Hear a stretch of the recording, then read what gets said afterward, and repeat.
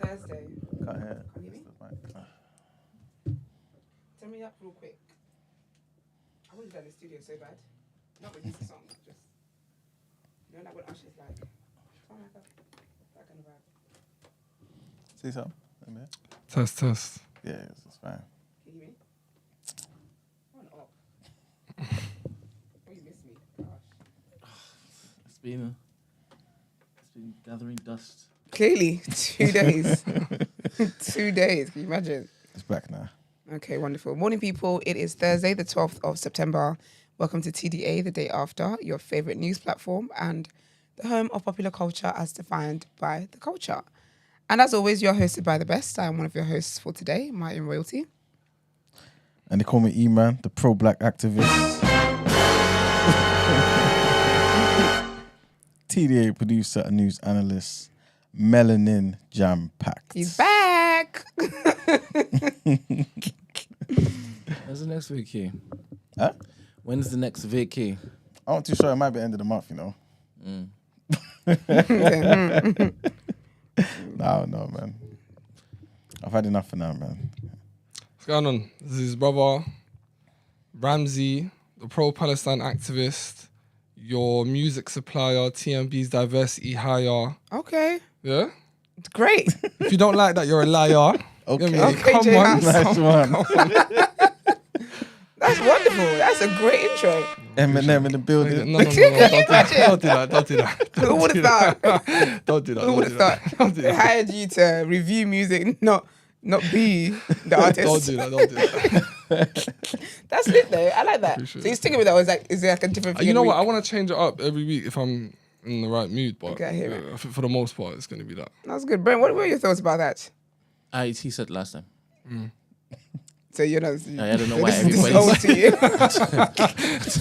You heard it once, like heard it many times. No, I told him that it was legit. It's Keep legit it. and Yeah. like that. Obviously, it's the first time y'all have been in the building since he's introduced it, which is funny to me in a different way. Why? Share the Just joke. to show the amount of time you guys have been in the building. That's what I'm saying. It's just giggly. No, but this ain't the first time you heard it, though. But you did add an extra line. Yeah, I did. Yeah. Yeah. Yeah. Were you here last week? Yeah, you were here last week. I wasn't here last week. So what's Brent talking about then? Ben's It's been remote. Ben's making stuff up. He's right. I did say it before. Why did you take so long to say that? To say what? Because he was letting the black woman speak. No, he talked last, and he took Then I so spoke. long. Did you want me to cook? You know I'm never going to get cooked, ever. How am I getting this one? You know, if I'm in the pot, This is my if platform. I'm in the pot and it's boiling, I'm going to be You're so singing scared. like You're so Sebastian. scared of Esther. It's so funny. Not Sebastian. I love Esther too much. I'm going to be singing like Sebastian. You know what's killing me? You say I'm scared of it. I love Esther. Every single He didn't even time. look at me when he said it. I would need to talk to anybody. I'll be talking right to you. I love Esther. Okay. Dear. I'm scared. Don't be I'm scared. scared. How's everyone anyway? Well, thank God, man. Can't complain, man. Can't Obviously. Brent, how are you?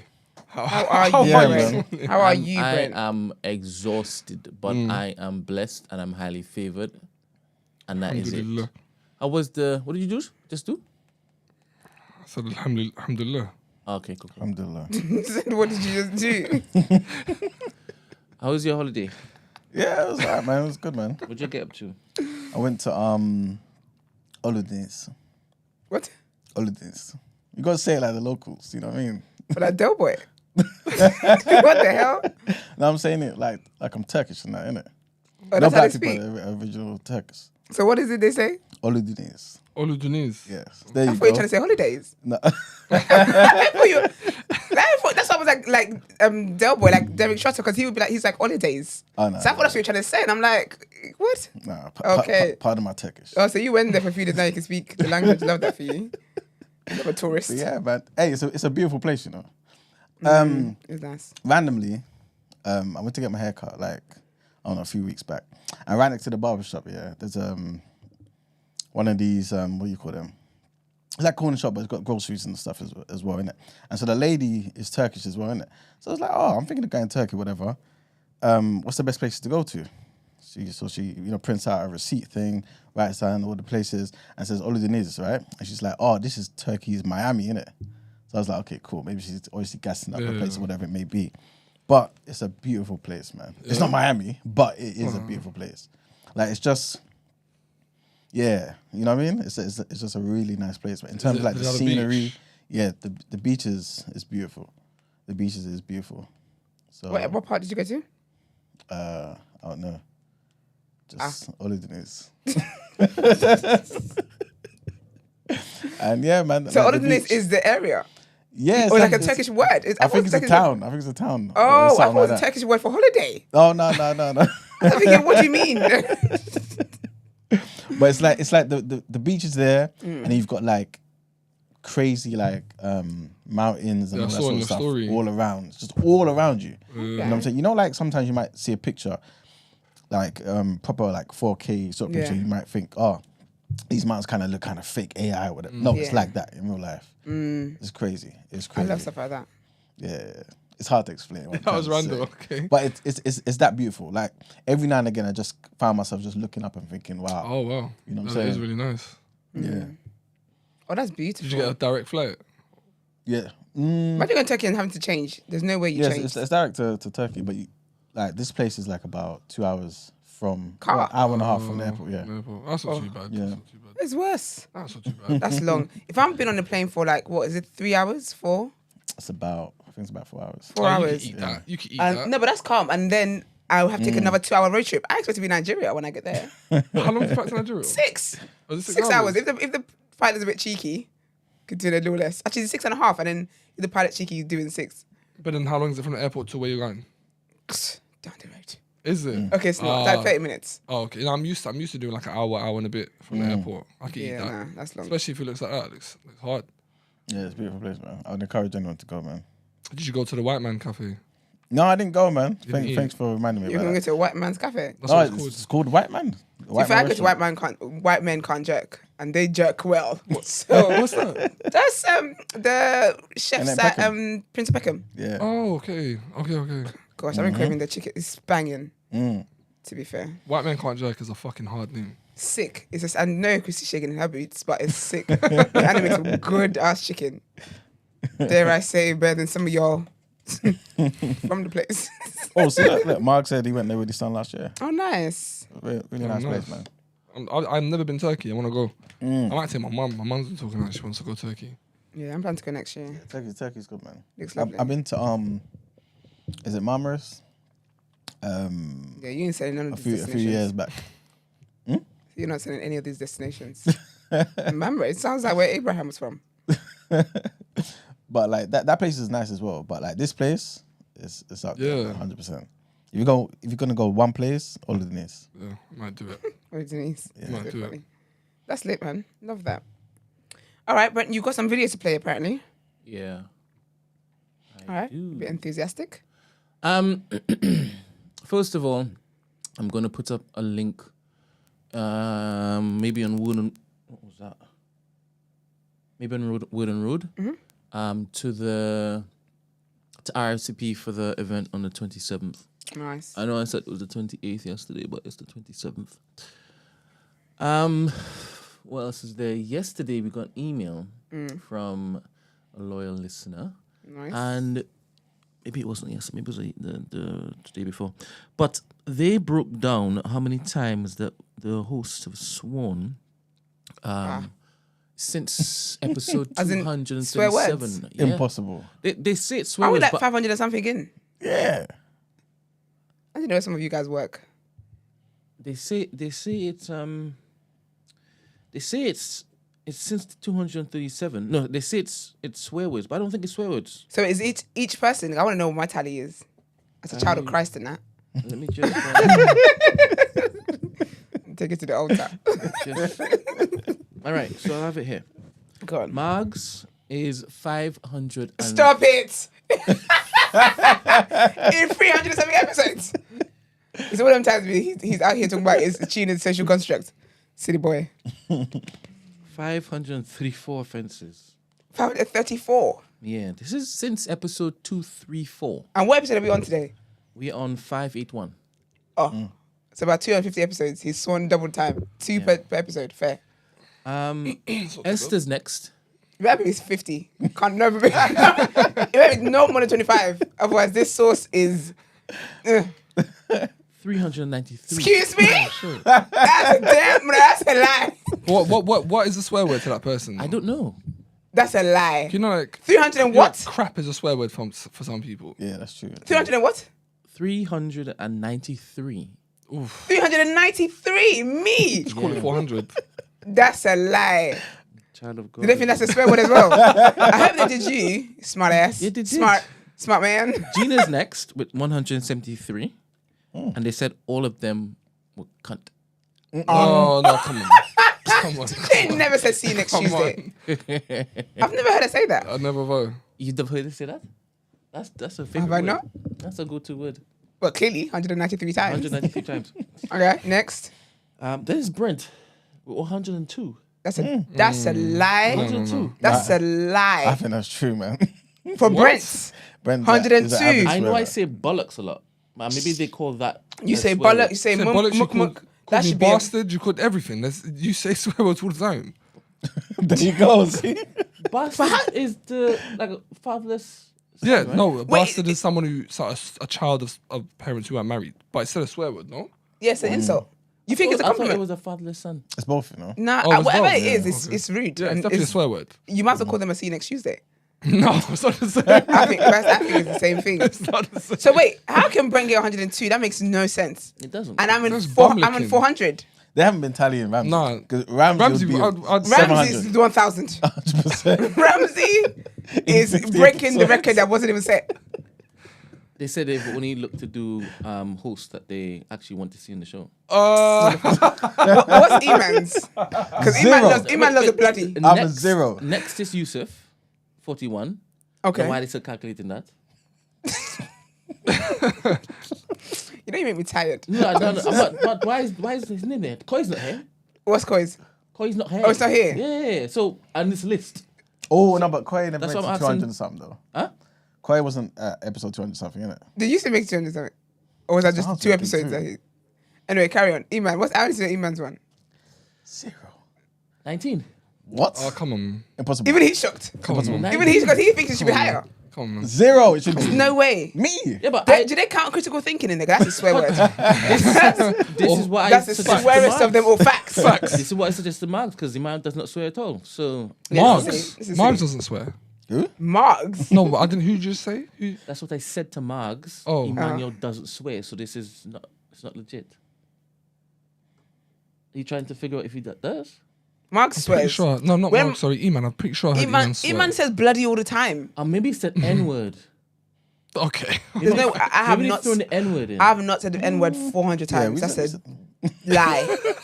400 times. I don't even know that many niggas. That's crazy. Hell no. That's crazy. That's crazy. That's That's wild. I need to know. And can the person write back, please, and give us the words that they've actually Yeah. counted as swear words? now What's that the they've heard criteria? you, I Because this sounds like you just counted every good morning I said. I think they will basically writing and let you know. They will let you know. That's all right. Anyway, my mouth is holy from now. Starting now. All right. First video. Hello everyone, I hope everyone is good. I'll speed this one up. I was actually going to play this. What does the video. thing say? Sorry. Is that just his app? Mark said he's heard you swear bare times. Who, me? Yeah. You swear a lot, you know, That's especially what when I'm you start saying. talking That's what when you I'm start saying. talking about Tories and all that Yeah. stuff. You get like your blood pressure Yeah. rises. I want to Especially keep when you that. get impressed. I plead the blood of Jesus over you that you don't have a heart attack in here because you just do too much. It's crazy. Is there a caption to this? So I know the context, or would I find out the context on the video? You'll find out the context. Okay. I'm just here to talk about the video that I'm going to be putting up. Well, I've uploaded it. My brother's uploaded it on this page a couple times, but it's been taken down. But it's still up on my profile, so I'm going to be tagging my profile. So Could you put the volume up a bit, So bro, yeah, please? like on the 8th of August, I was beaten up by the police because they said that I was drug dealing in my local area because they seen me give change to a local beggar that I've always given change to. Do you know what I'm saying? And obviously this incident, I still can't believe this happened, innit? So what's happened was I've given change to the local beggar as I'm going to my local shop, and then as that's happened, I've just seen like a figure running towards me. So I've turned around and it's just a white man in a black hoodie running towards me. So I've run off as well, thinking, yo, what's going on here? Do you get it? I've run off. Long story short, he said, this police stop, and I can hear the sirens. So I've stopped running because I'm thinking, why am I running from the police when I haven't done anything? And then when I stopped, he literally proceeded to beat me up. You know what I'm saying? He beat me up so bad, my knee was all grazed. You know, my ribs were bruised. Punched me in my face. When you're on the floor, what's he said to you? He's saying, get your arms out, put your hands up. My arms are out. I'm not even resistant. And when I put my arms out, that's when he's taking the opportunity to absolutely beat me up. So literally, like, you know what I mean? I can't believe I was treated like this. I was literally treated like an animal, and I just need some answers. What was going through your head when that happened? Bro, I was so confused. Did you think, right, is this police? This can't be police. I didn't believe it. Like, I never thought in the meaning is that something like that could happen to me. And to make matters worse, the comments that they were making when I got taken to the police station, saying, yeah, you know, we know that you're part of the county lines and you're a drug dealer. And I'm saying, bro, I've never sold drugs in my whole life. Like, did you tell them that you're a businessman, bro, work with NPP? Yeah, I told them everything. They said they literally said that I'm full of shit. That was their answer, that I'm full of shit. And they took me to some abandoned police station. Like, when I tell you that this was like was there a receptionist? Nothing. It was like a horror movie. Like, they took me to the police station. The police station had the lights off. They turned it on. Took me to some funny room and told me to squat. Told me to squat in front of two female officers. Nothing. I said I need a solicitor. They said, no, we can't give you a solicitor right now. Told me to squat. Saying, yeah, because we've seen people put drugs up there. You know what I'm saying? I felt degraded. Like, I didn't even want to do this, innit? But my brother convinced me. When I showed him the video, he seen how severe it was. Because honestly, this happened last month. After you was asked to strip, what happened? Bro, obviously, they asked me to strip. They seen I had nothing on me. They're searching my bag. The police officers now asked to go through my phone. I'm saying, bro, I ain't going no solicitor. No one's going through nothing. And they said, oh, well, you're free to go then. So not even an apology? Nothing. My knee was bleeding. My knee was bust. No receipt of the nothing. search? Nothing. No badge number? Nothing. No names? Nothing, bro. Like, nothing. I don't know my man's name. Do you know what I'm saying? He told me his badge number, but I can't even remember his badge number. Like, nothing. I just got beaten up and he just left me there. And then the video got he beat me up because he was so positive about drugs on me and I was just so baffled and confused. And then the CCTV got sent to you? Yeah. And then, yeah, man. So, yeah, like, this is so what outcome would you like from this? Bro, I need justice, bro. I need answers, man. I need some type of answers because I know why that happened to me. Like, I know why I got beaten up the way I did. How has it affected like your normal day to day? Huh? Has it affected your normal day to day? Bro, I don't feel safe leaving my house, bro. Like, every time I leave my house and I hear sirens or I see police, like, I feel, you know what I'm saying? I feel some type of way, man. So if I'm teaching police, we need answers. So, yeah, I need answers ASAP. You get it? So everyone share the video. It's on his profile right now. I posted it twice, deleted it, you know. But we're gonna tag him. Everyone just go look at the video. And everyone wants to tag Northamptonshire Police and share the video as well. Is he the younger brother or the older brother? The one to the left. I thought it was younger. He looks like a younger brother. And I love how it is the younger brother is there telling him, nah, don't accept this. Yeah, that's crazy. And then doing all of that and saying you can go now. So what was the point?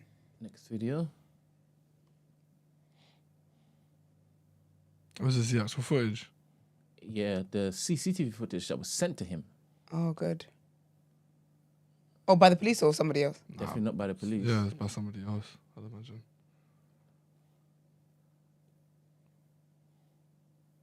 Oh.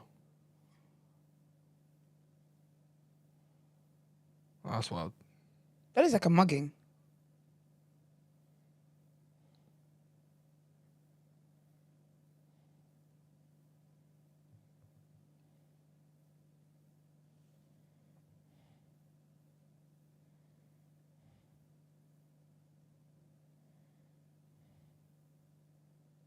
Why are they called the entire community?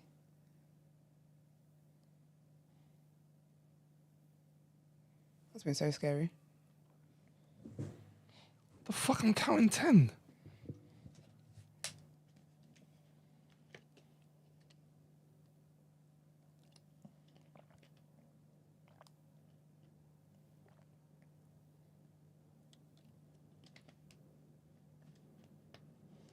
That's horrible. And then last one. And apparently, I've been in trouble with the police before and something.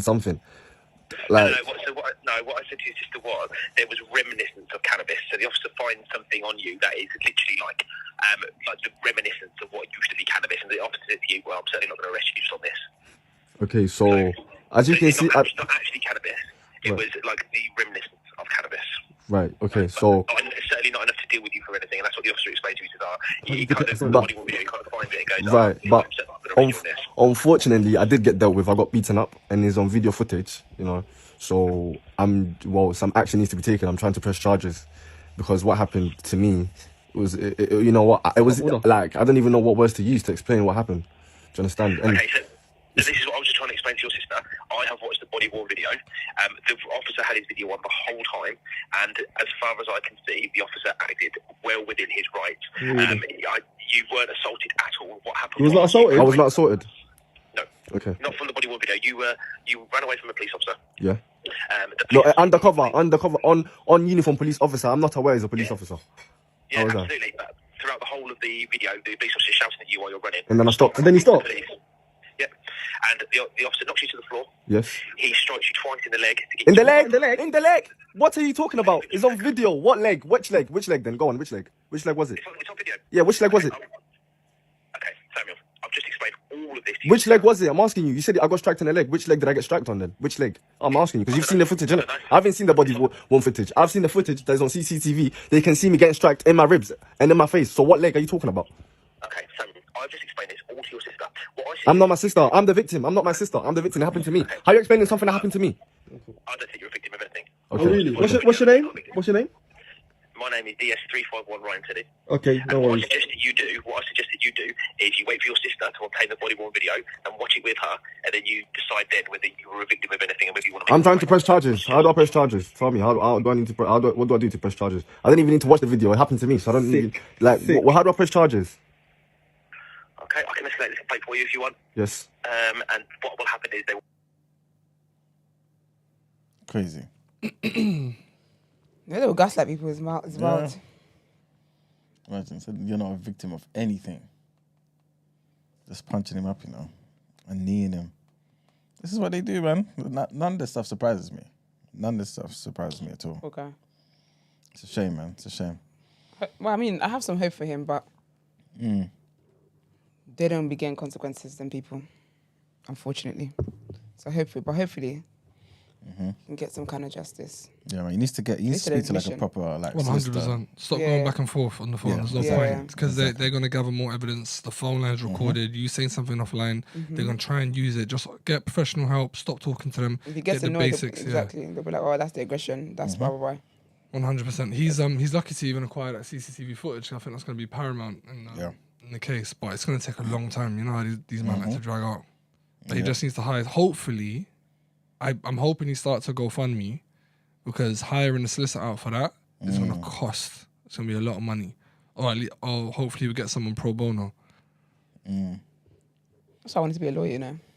I can do that pro bono cases. Because I think it's avoided how people if you can't afford to spend your life savings on a solicitor, that's just that. You just have to just firm that. It's actually very sad. Yep. Yeah.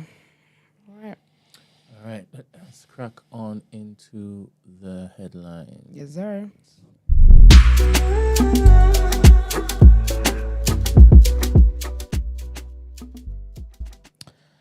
All right, people. So our first set of headlines: the Prime Minister, Sir Keir Starmer, will warn the NHS must reform or die, as the government publishes. Yep. As the government publishes an independent investigation into the state of the health service. So the report, ordered by the Health Secretary Wes Streeton, was carried out by peer and surgeon Lord Darcy. It will conclude that the NHS is in a critical condition, with record waiting lists and too much of its budget spent in hospitals, as well as saying that the nation's health has significantly deteriorated over the past 15 years. In a speech on Thursday, the Prime Minister will offer his own solutions with a 10-year plan from Labour that promises to have the fingerprints of NHS staff and patients all over it. So Keir Starmer will also warn that what he calls the biggest reimagining of our NHS since its birth will not be easy or quick. What we need is the courage to deliver long-term reform, major surgery, not stick and plaster solutions. He also went on to say that we know working people can't afford to pay more, so it's reform or die. I want to ask you guys quickly here. This article just said that the nation's health had significantly deteriorated over the past 15 years. Just that statement alone, do you feel like that's the job or the role of the NHS and the government, or that's the role of us as individuals? The nation's health? Yeah. In what way? As in, like, people are not eating healthy and stuff like that? Yeah. Because people can't afford it most times. Look, if you want people eating strawberries and you want them eating vegetables and all this stuff, make it affordable and they'll be able to. I said even the government had to step in and do a thing where unhealthy foods can't be on deals anymore and stuff like that. Buy one, get one free and all that kind of stuff. So I think it's a mixture of both. I think people obviously have people need to take care of themselves anyway. But I think also as well, some of it is about what people can afford and stuff. Yeah. If people are not getting paid enough and they have to work more, all of these things it trickles down to you having enough time to actually make full-on home-cooked meal and from scratch and da. Yeah. So, yeah. Okay. Maybe I'm thinking of a potential topic of the day where it's a question of, do you feel like people who need, I don't know, kidneys, lungs, and things like that, if they're still, for example, drinking, if they're still smoking, it shouldn't be allowed. What, kidney? Yeah, That's or a whole lung. that's a whole different. Oh yeah, it's You're a not. different, Oh, it's a okay. I different was thing. about to say you can't conflate the two. No, They're no. two separate It's things. a different thing. I'm only seeing it from the aspect of it's just another strain on the NHS. You know what I'm saying? No. No? Yeah, no. You don't think so? The way you're saying it is as if you're framing it to be like that's the only reason. It's not. Not the only. It's another. The nation is also, to add on to what Esther said, the nation's getting sicker because everything is now inflated. The waiting times have only gotten worse throughout 15 years. And again, that's due to low funding of the NHS. That's due to other stuff that the Tories have done throughout the 14 years. That in itself is its own problem. What you're saying, I think, is already a criteria. If you're looking for a new kidney or looking for a new body part, you can't smoke. You have to be healthy. I think you have to be of a certain body fat percentage. I think all of that fits within. That's true. Are there situations in which people exacerbate their own health and make it worse and add a strain on the NHS? Yeah, probably. But then it trickles down to economics and people are eating shit because they can't afford proper food. And then broadly, it's just a cycle. Do you feel like that's the only reason though? As in, like, people's health is deteriorating because of the strain of the NHS, because things are more expensive? No, that, and I feel like waiting times, people aren't getting diagnosed as quick. Okay. There's not enough funding in the NHS. A lot of the GPs now are being, incentivized to gatekeep and shun stuff that's life threatening because they don't want to use expensive equipment. I feel like yeah. I mean, there's stuff you could go in and get misdiagnosed. I know someone who got misdiagnosed and he almost died. He had like 14 blood clots. Yeah. It's just wild. But because of his symptoms weren't in line and his age, personally, I know a lot of people my age and younger who've died in their sleep through undiagnosed heart problems. It's happening a lot with a lot of the young people in London. But if you go to the doctors and say, I'm having this issue, automatically they say you're too young to have that problem. Yeah. And a lot of the GPs have this narrative to block stuff because they don't want to be seen or be deemed as wasting money. Again, which goes back into funding. Yeah. Well, all right. Fair enough. Next headline. It's been announced that a scheme requiring people visiting the UK without a visa to pay £10 will be expanded to include travellers from most countries. So the move will come in from November. This is what the Home Secretary, Yvette Cooper, has announced. The Conservative government introduced the ETA, the Electronic Travel Authorisation System, in November last year for people entering or transiting through the UK without legal resident rights or a visa. ETAs, which cost £10, are currently required for nationals of Qatar, Bahrain, Kuwait, Oman, the UAE, Saudi Arabia, and Jordan. Ms. Cooper announced on Tuesday that the scheme will open up in November for all other nationals, except Europeans, and be required for entry from January 8th, 2025. Next headline, and Donald Trump sidestepped a direct question at Tuesday evening's presidential debate on whether he wanted Ukraine to win in its war against Russia, underlining concerns that a second Trump administration could suspend military support for Kiev. During the presidential debate, Trump refused to back a victory for Kiev, opening himself up to renewed attacks over his closeness to Putin. Asked directly by ABC's David Muir on whether or not he wants Ukraine to win the war, he did not answer the question and said simply, "I want the war to stop." He focused on the war's human toll by saying that people were being killed by the millions, a number that hasn't been confirmed by any country or international organization. Why are they taking that so literally? When he says, people are being killed by the millions. You know what he means, though, surely. No, it's not about that. If you're in a position of power, you need to speak, literally. Oh, come on, man. Okay, all right. You know what he means, man. In what country are people being killed by the millions? Millions. You know what he means. It's just too much. There's too many people dying. Anyway, he went on to say that if elected, he would negotiate a deal even before becoming president, and suggested that the United States were playing with World War III. Trump's remarks will renew concerns in Kiev that he will cut off military and economic aid toward the country if he's re-elected at a crucial moment in the war. If you guys were the president, would you guys continue to fund Ukraine, or be like, look, this That's a big question. My knowledge on Ukraine and Russia is low. To be honest, I got other stuff to be worried about. I'm not gonna lie. I got other stuff we need to sort out. I'm saying it's a loaded question because we don't know the geopolitical consequences of doing whatever. We can try and negotiate a peace deal, I guess. But I'm not sending billions and billions and billions. It's not happening. So basically, you would stop funding. Oh, okay. I wouldn't say stop funding them, but I would reassess. All right, cool. What about you, Esther? What are you saying? It would depend. Cause I don't know the way UK has been moving with Ukraine. I don't know, man. Honestly, I don't know what I don't know. Unfortunately, would you reassess it? Yes. Of course, that's why he asked. Wasting money over there, That's man. why he asked. He wanted us to get in the boat with him, and I know you better than that. Do you know how many billions? Hell no. Yes, billions. I'm not even exaggerating. Billions is being given to Ukraine to keep fighting when there was an opportunity for them to end the war. So people just dying for no reason. You can't put a quantity you can't on people's lives, man. What about you, Brent? Would I stop sending money to Ukraine? Yeah. As an American? As a president? As you. Me? Yeah, he said if you were president. Yeah. If I was a president of America? Yeah. Yeah, but it would go against everything that we have relationship-wise with them and what we want in the region. Mm-hmm. It's self-serving at this point in time. It's not Ukraine that's fighting Russia. It's America that's fighting Russia. Yep. Okay. I wouldn't remain in office. If I decide to do that, it wouldn't happen. It wouldn't go through. Okay. Yeah.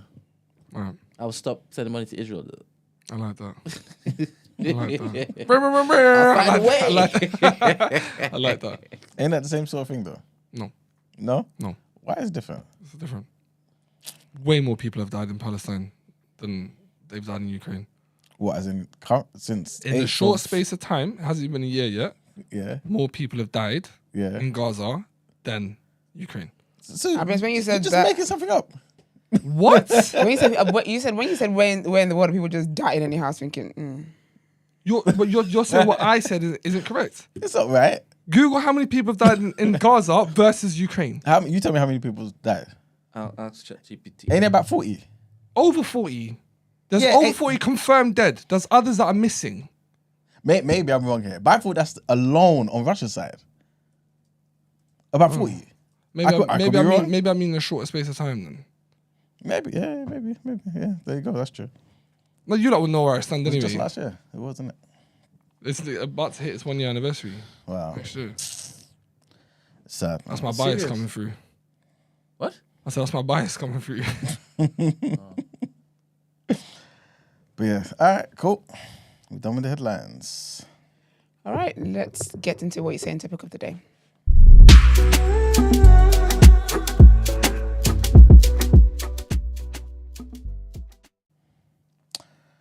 All right, people. Topic of the day. This one, yeah, won't be a long one. But I do want to ask you guys this question because it just popped into my head, and I was just thinking. Obviously, everyone in the room has got parents who kind of, at a certain age, kind of encourage them to become doctors, lawyers, that sort of stuff, right? Cool. Do you feel like it's our duty now, or it would make sense to encourage our kids to become creatives? Listen. No. No? Why? I think see what gifts and talents your kids have and what their interests are, and then nurture that. We can't be pushing everybody to be creators. Otherwise, when people need to get surgery, we're going to be on TikTok looking at a tutorial on how to do surgery yourself. It might be No, informative. I want a specialist to do it. No, I don't think everyone is meant to be a creative. Not everyone. I think also as well, the way people are today, the social media age, I think this is like the peak.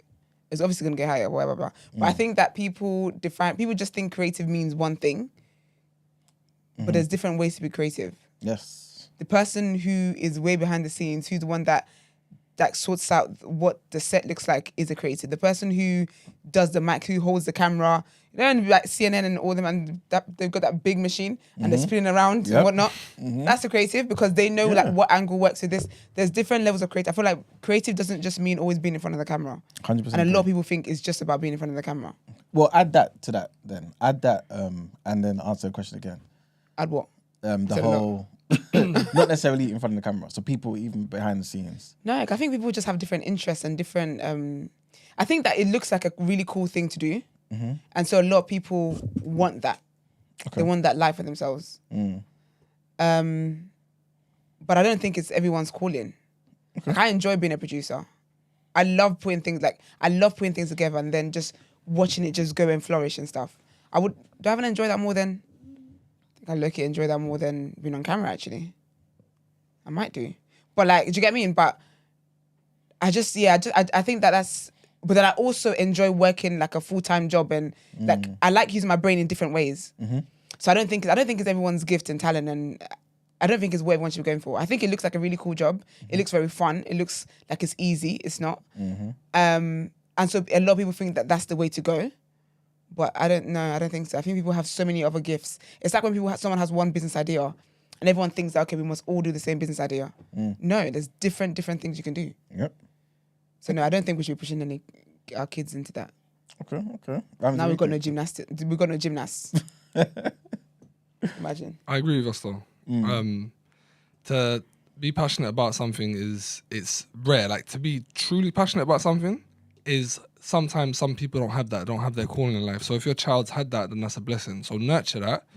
But I also want to say, if it's something that isn't necessarily lucrative and it isn't something that makes them money, then have something on the side. So if my son, I don't know, say my son wants to do that ribbon thing in gymnastics for the Olympics, you know, when they got the ribbon and all that. Yeah. Don't think that makes a lot of money. They meant to do that. So.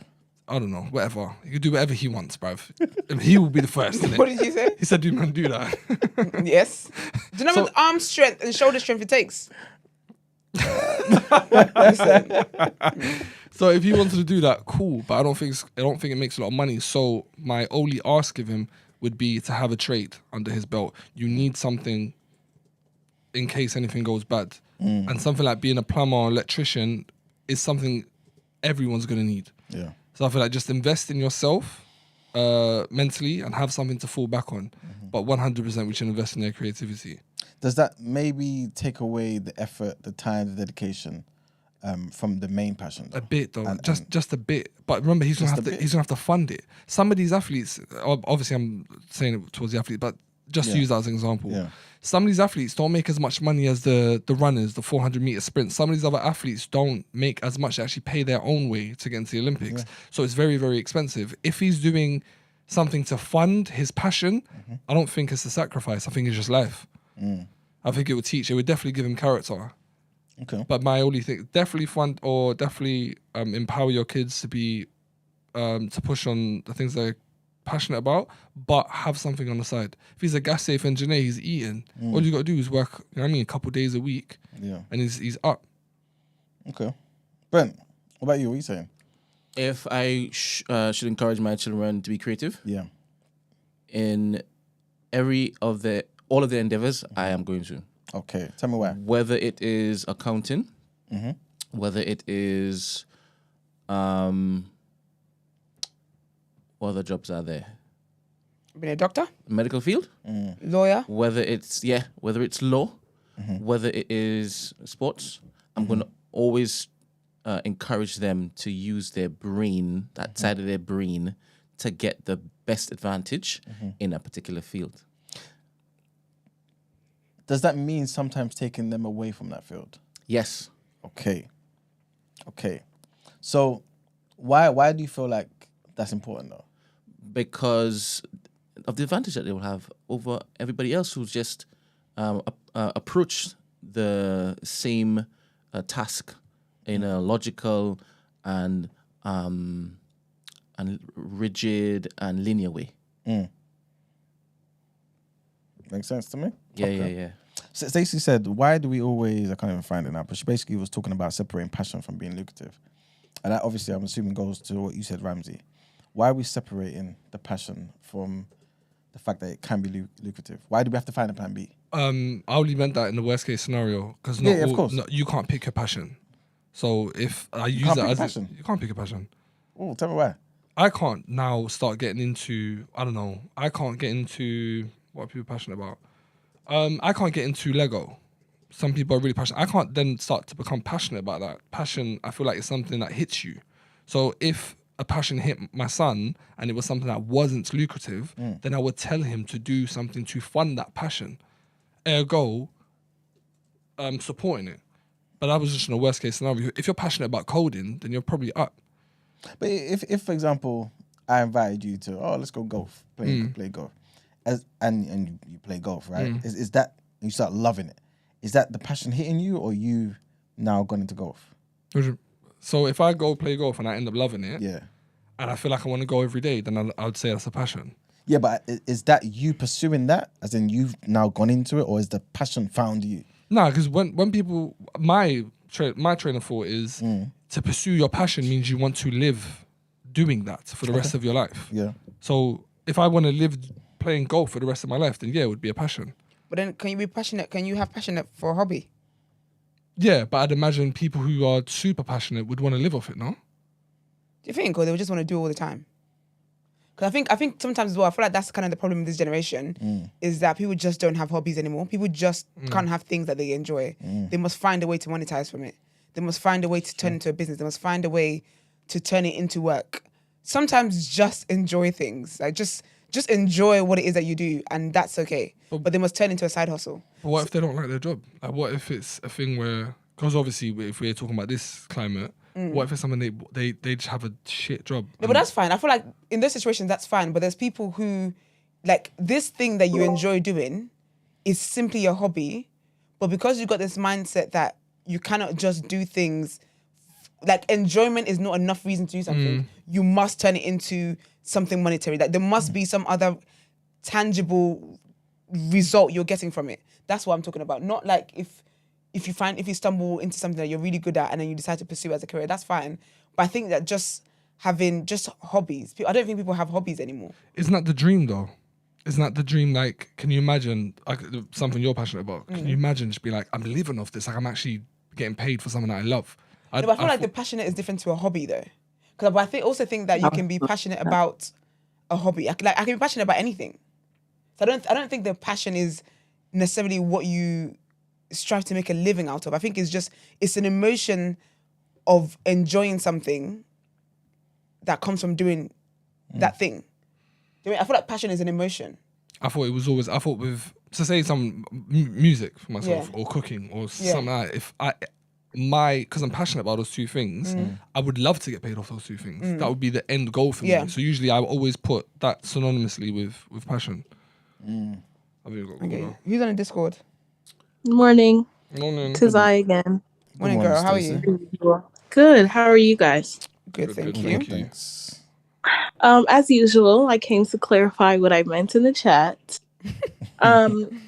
So this is an interesting conversation because this is something that I frequently argue with my mom about, especially like when it came to me choosing a career and going to college. I'm the first one to go to college. Like, we fought because for her, my mom, obviously, her and my dad being immigrants, their mindset is job security.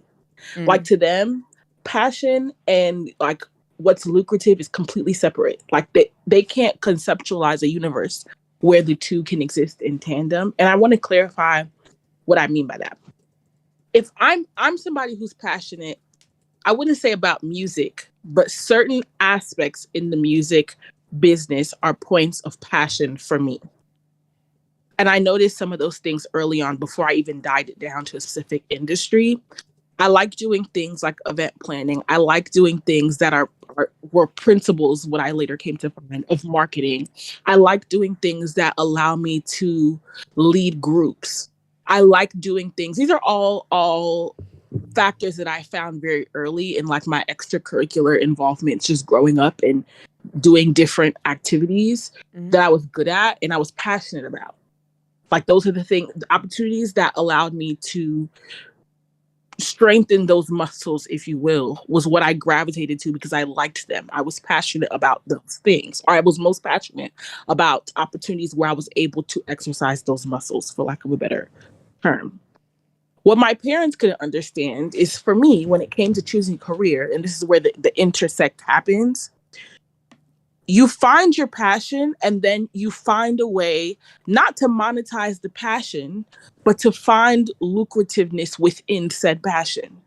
So, for example, someone earlier was talking about, what if I'm passionate about golf? Your immediate thought was, okay, well, what's the odds of you having a golf career? Is that pursuit going to be lucrative? Or you do realize there are companies that run the professional leagues of golf. Like you can work within that passion and still be stimulated on the side of passion, but be able to make a living. There are many people who are passionate about music but aren't artists, i.e. A&Rs, marketing people, tour managers. Like there are ways that you can intersect your passions, but we always end up talking about the two on opposite ends of the spectrum. I like art. Okay, but that doesn't mean you're going to be a painter. You could be someone who runs an art museum.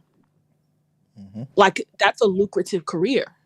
Not a lot of people do it. It's very niche. It takes a certain level of passion to even get that expertise, which will propel you for it to even be lucrative. Does that make sense?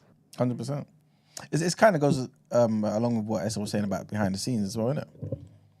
That you can be creative and be passionate about certain things behind the scenes. Nobody has to see you all the time. You know what I'm saying? And I think some of the careers that we paint as being more about being lucrative, sometimes a lot of the times people who do well or excel in them, their passion points align with those things. People who are doctors, to me, the best ones, the doctor that you want is a doctor who is actually passionate about the field of medicine. Someone who they find joy in, whether it's doing research or whether it's taking care of patients, or they get a certain level of gratification from doing their job well, more than the lucrative aspect of it. And because of that passion, it takes them far in their career. But most times we just look at careers like that as, oh, well, you want to be a doctor? Okay, lucrative career. But like that's not where our motivation should be. Most of the time, the lucrativeness is bonus points. Like we should start from the point of passion, and from there is what I'm saying should encourage you to make that lucrative.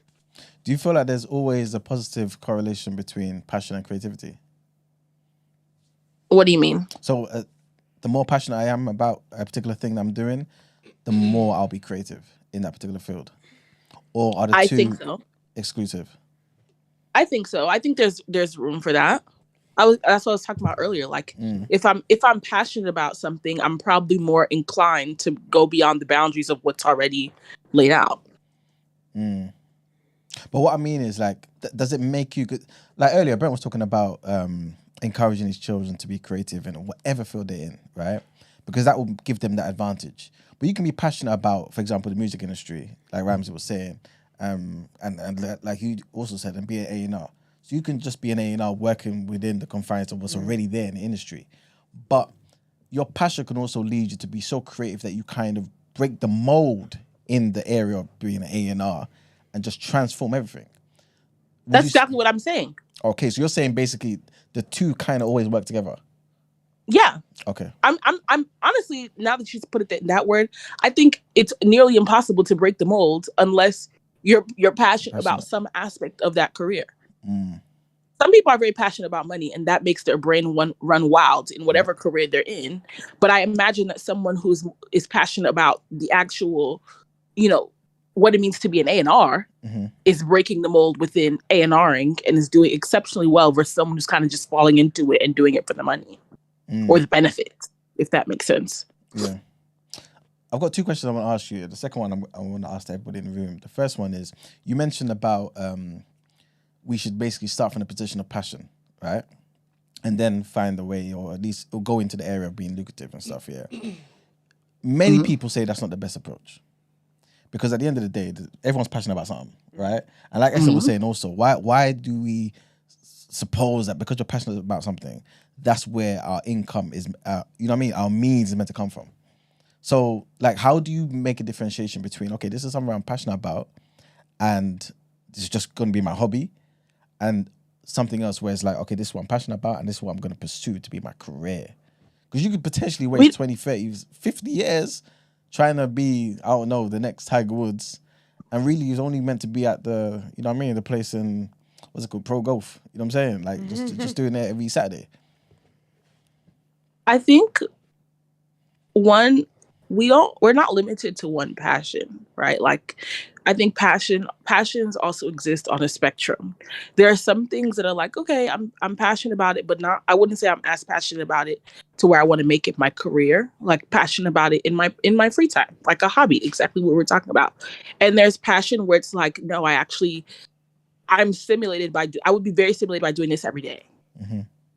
I think those are the ones that you should explore more as hobbies. There was a second part to your question that I'm totally blanking on.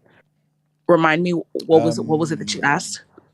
How do you know if that particular passion is meant to be something you're meant to pursue as a career, and maybe just to leave as a hobby? I don't know. I feel like that's an individual journey. Yeah. There was maybe the part that I was referring to was something that you said earlier in the question. You were saying that people people don't think that your passion should be affiliated with your careers. Did you say that, or was that earlier? Yeah, I kind of said that. I said that not necessarily that people don't think that, but there's a good point to be made that why is it that we think they should be linked to our careers? Why can't you just be passionate about something and just leave that on for Saturdays?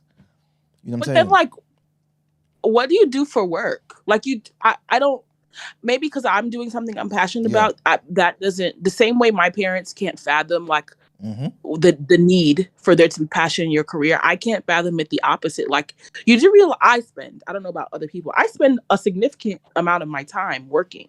So, like, what could you possibly be doing that you're able to commit?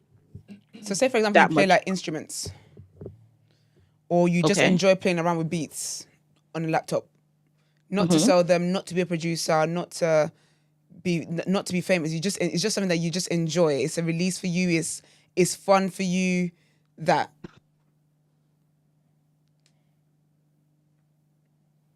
silence is definite. Stacey, you there? Yeah, it cut off. You said something about beats and then you stopped. Oh yeah. I was saying, like, say it's, for example, like playing an instrument. You enjoy playing the piano. Doesn't mean you want to go professional with it. Or you enjoy singing. Doesn't mean you want to become a singer. Or producing beats. That you're just good with producing beats on your laptop or whatever it is. Like, that's a hobby. But not a hobby that you necessarily would want to pursue as a career. And that person has the choice to do so. I also think that sometimes when it comes to passion, like, the way people approach it sits on opposite ends of the spectrum. You have the people who, like, might be passionate at singing or passionate at rapping, and like, they might not be good, but that's their passion. And their delusion sometimes gets them to be lucky to where they get to turn it into a career, which we see all the time. Or there are people who feel like because I feel like we're so conditioned to minimize what you're capable of achieving with said passions, because people are like, oh, it's a passion, it's a hobby, it's not like a serious something that you could make, into a career. People limit themselves. Like, there are so many, when I talk to a lot of my friends, especially now that, like, I live back in LA, I'm born and raised here. I spent a lot of time while I was in college, like, away from home, and I'm doing well in my career. To them, they think like working in the music industry is so unattainable, but they do jobs that are the skills are aligned, and they had interest in going to the music industry, but because they thought it was such a far away concept, they never pursued it, because it's like, I'm passionate about this, but like, I could never. And it's like, I don't understand. Like, you allowed something you were passionate about to limit yourself because you thought it was like this almost like a dream, kind of like, like I'm not, because I'm so passionate about it. I don't affiliate the idea of passion and career so much so that the idea of pursuing that is almost ridiculous. I chose the opposite end of the spectrum. I'm like, okay, this is something I'm passionate about. It's gonna work or it's not. Do you kind of did you see it as, I guess, how do I put this? When you were calculating, right, and then you arrived at that decision, did you factor in how good you were at the particular thing that you're doing, or was it just like, I'm passionate about this, 100%? You know what I mean? The burning desire is there. So of course, okay, because that affects your approach. All right then.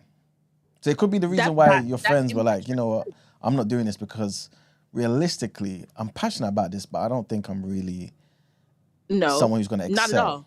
No? What I mean is I'm somebody who how do I say this? Professionally, maybe this also comes off casually as well. I tend to be very extroverted, right? Like I'm somebody who I'm unafraid to take charge. I'm unafraid to command presence. I'm unafraid to tell people no. I'm unafraid to LOL. I'm unafraid to take ownership of the things that I work on and excel. I'm a chief more times than I'm an Indian, if that makes sense.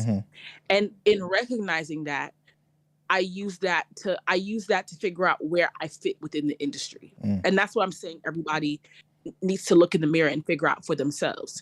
If you're somebody who's on the quieter side, the less commanding, less chief, more Indian, less extroverted, more introverted, more of a worker bee than a leader, there are roles within your passion for you. Every executive needs a coordinator, assistant, somebody who does digital, someone who does creative, somebody like there's space for you. You just have to use your strengths and your passion to figure out where your niche is. And that's what I mean by limiting. Like people think because we associate passion again with hobbies, things that are unattainable, things that aren't reachable from a career, a serious standpoint, because hobbies are not necessarily something you take seriously, something you like to do, but not something that the connotation is not taken seriously, or something that isn't to be taken too seriously. So that limiting aspect, like you don't think about how you can apply the type of person that you are to that seriousness, if that makes sense.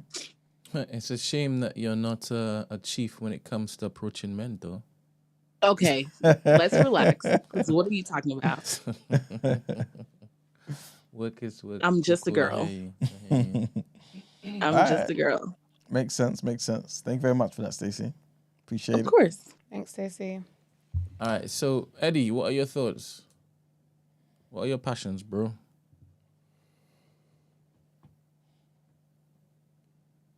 All right, then. How about you, Jackie? You have to accept the invitation.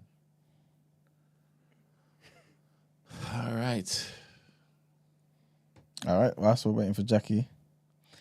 You guys, why do you think, obviously you know, but like, why do you think our parents pushed us to be lawyers and doctors and engineers and stuff?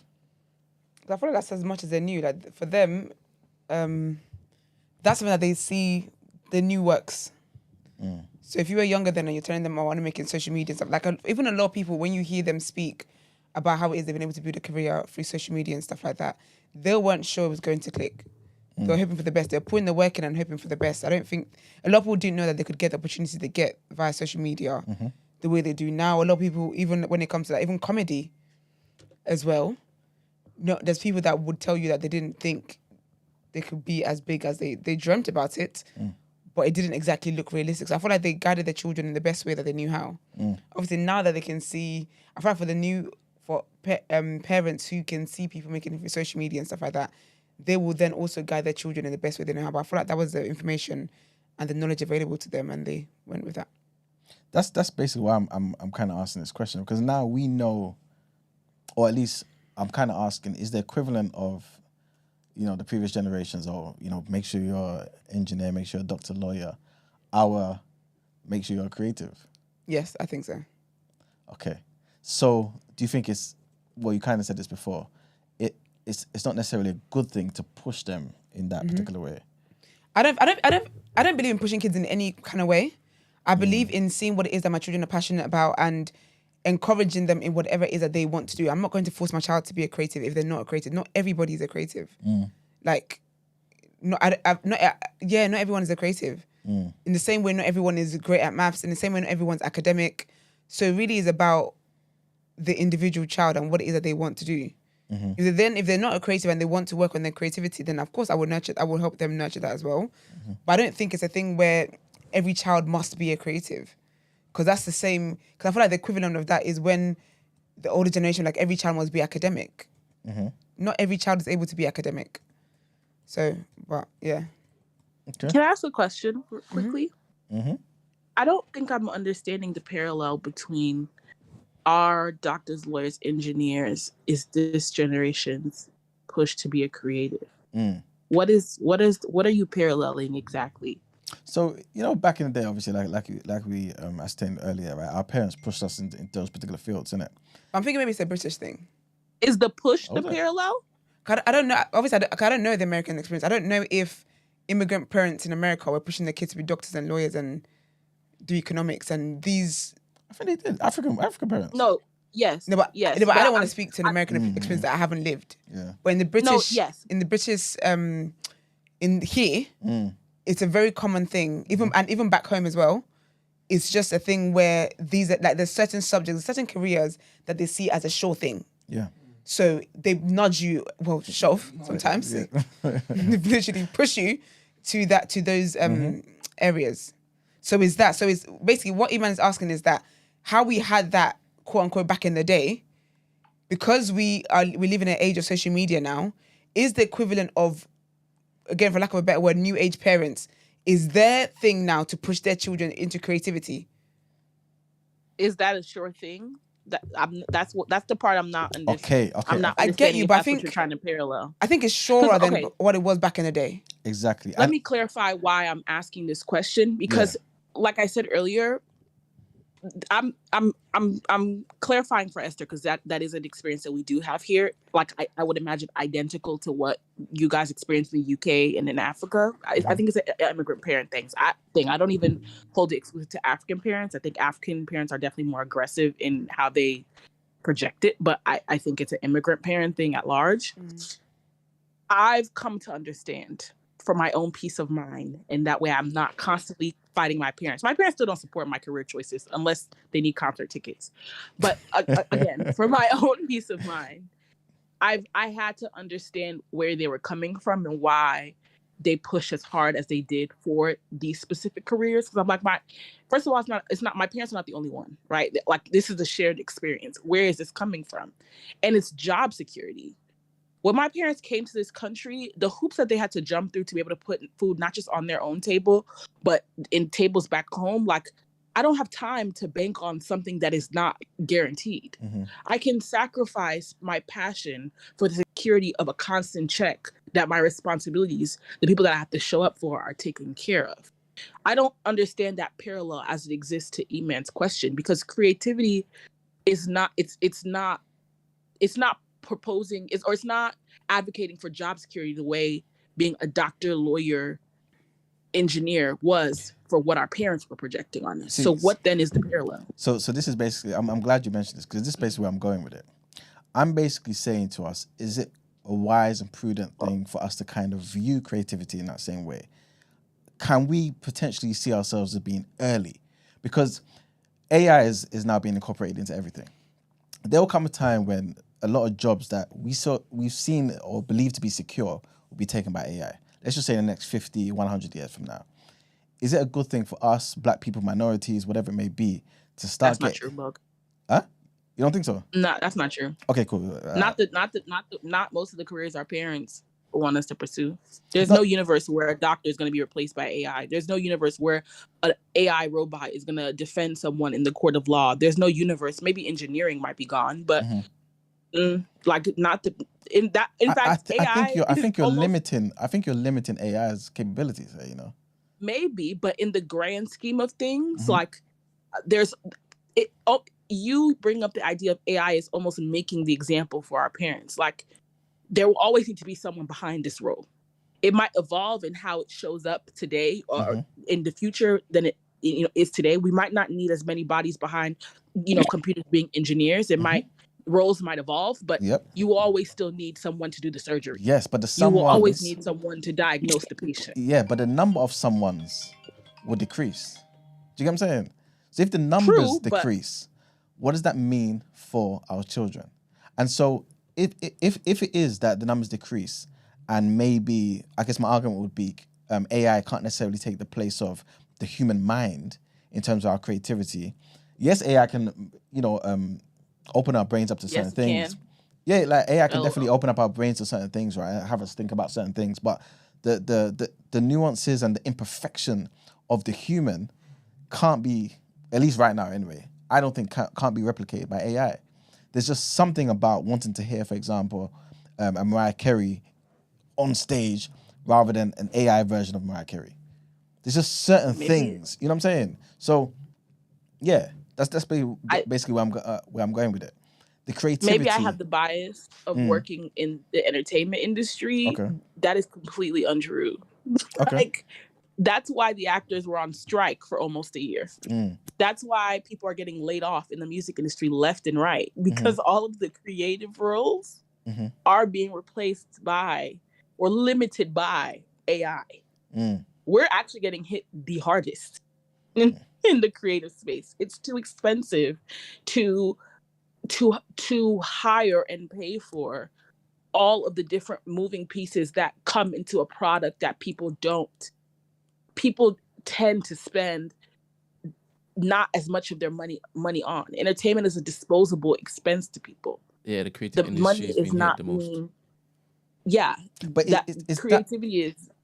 So sorry, Stacey, is that maybe just a cycle though? Will we get to a point where we feel like, you know what? Yes, creative industry is being hit the most right now, but we may get to a place where certain things are kind of mundane. We kind of know what to expect from the movies 20 years from now, from the artists 20 years from now, and people start to want to desire real creativity from human beings. Like, for example, like people were kind of happy when the sound got clearer and the mastering techniques were amazing, you know what I'm saying, in the digital era. But now people have said, wait a minute, I prefer the analog sound. So we've gone back to vinyl, you know what I'm saying? Could we get that in the creative industry? I think that's just like every other evolving industry and evolving thing. It just becomes. But is it really? Sorry to cut you. Survival of. Yeah. Only thing I was going to say, but is it really? Because if, for example, we found out that we can use AI and computer software and a computer, a machine to kind of do surgery, and that is more effective than a human being, nobody's going to want to go back for the human touch. The arm is just better. More people are alive. You know what I'm saying? So you're always going to want to get the AI computer machine version. But in a creative space, you may want the human touch. You may want the human mind. You know what I'm saying? That could potentially come back around. I was just going to say, I think like anything evolving, not even just exclusive to AI, it just becomes survival of the fittest of the world that is fickle. Once upon a time, we didn't have computers. Yeah. People did everything by hand. The computer came, things evolved, it changed the course of the world, it changed how people do business on a day-to-day, and the people who were once pushing papers and filing, files, their jobs were replaced and we evolved and people still have jobs. Yeah. Like things will evolve, and if people prefer the old school way, which there are many people who still do business that way, kudos to them. There'll be people for those jobs who will excel. And, if there are people who are relying on that, they're either going to evolve and sink or swim. Okay. There's always choice. I hear you. Would you say that to the artists and the actors who are striking? There's always choice? I think that's a different conversation, because I think it's not, you're dealing with not necessarily choice, but a bigger fish trying to take advantage of a smaller fish. Like you're dealing with the way businesses, the infrastructure of the entertainment business trying to monopolize on you not being able to, you don't have a bark big enough to tell me I can't do what I want. That's what they're fighting against. It's not that no one wants to use AI. AI can be very useful. It's companies being the big bad wolf and saying, AI is cheaper for me, so I'm gonna hire you for $20 an hour for 8 hours. You can't make a living, but guess what? I'm gonna use AI to take the little 8 hours that I used you. I'm gonna take that and you take ownership of what you gave me in perpetuity. So you essentially can never work again. Yeah. That's the fight. It's not fighting against AI. It's just it's the consequences of AI and business and monopoly. Isn't that just something that just happens though? Like in human history, though? Like there were skilled miners who, after a certain time, just had to sit at home or just learn a new trade, learn a new skill, because we moved on. I think that things die off, yes, but when it comes to entertainment, I think just like, I hate to parallel medicine, but there is an element of humanness that is required for it to be successful. No matter how creative we build AI to be, it is humans that are the consumers. So they have to influence what's being created somehow in order for it to succeed. So again, will roles evolve? Yes. Does involvement sometimes come with elimination? Yes. It's like corporate restructuring. I hate that, such a trigger, because to me that just smells like layoff. But like when industries restructure, people lose jobs. New ones are created. Those people who lost their jobs find new jobs or go to different industries. Survival of the fittest. Yeah. All right. I hear you. Thank you very much, Stacey. Of course. Appreciate. Ramsey, were you gonna say something? Oh, okay. I thought you was gonna say something. Anybody in Discord, Brent? Eddie, say hi and bye. Hey, nice seeing you guys. Morning, Eddie. Morning, Eddie. What are your Morning, hobbies, Eddie? I like to play the violin. Oh, nice. Are you quite good? Yeah. Have you got your violin with you right now? No, Eddie, you don't have to do that. Because I don't believe you, Eddie. Let's play something for me. Put something up on YouTube. No. Eddie, have you got your violin with you right now? No. Oh, sleepy time. It's probably, because it's like nighttime over there. Next time you're on, bring your violin, yeah? I would love to hear a little piece. Send Brent a voice He can note. play for the intro of rotation. Imagine. Don't give Brent ideas, Stacey. Sense back. Not your violins. He will do it. All right, thank you very much, Eddie. Thanks, Eddie. All right. Well, to wrap up, just want to ask you guys: do you feel creatives are born or made? Both. All right, cool. Creatives are nurtured. All right, bye. Drop mic. Cool. Brent, what do you think? Both, definitely. In fact, all three. Let me just throw in Stacey's. Yeah, I think nurtured. Nurtured. No, because nurtured has been made, isn't it? So. Okay, cool. I guess we can wrap it up there. All right, then. All right, let's get into more headlines.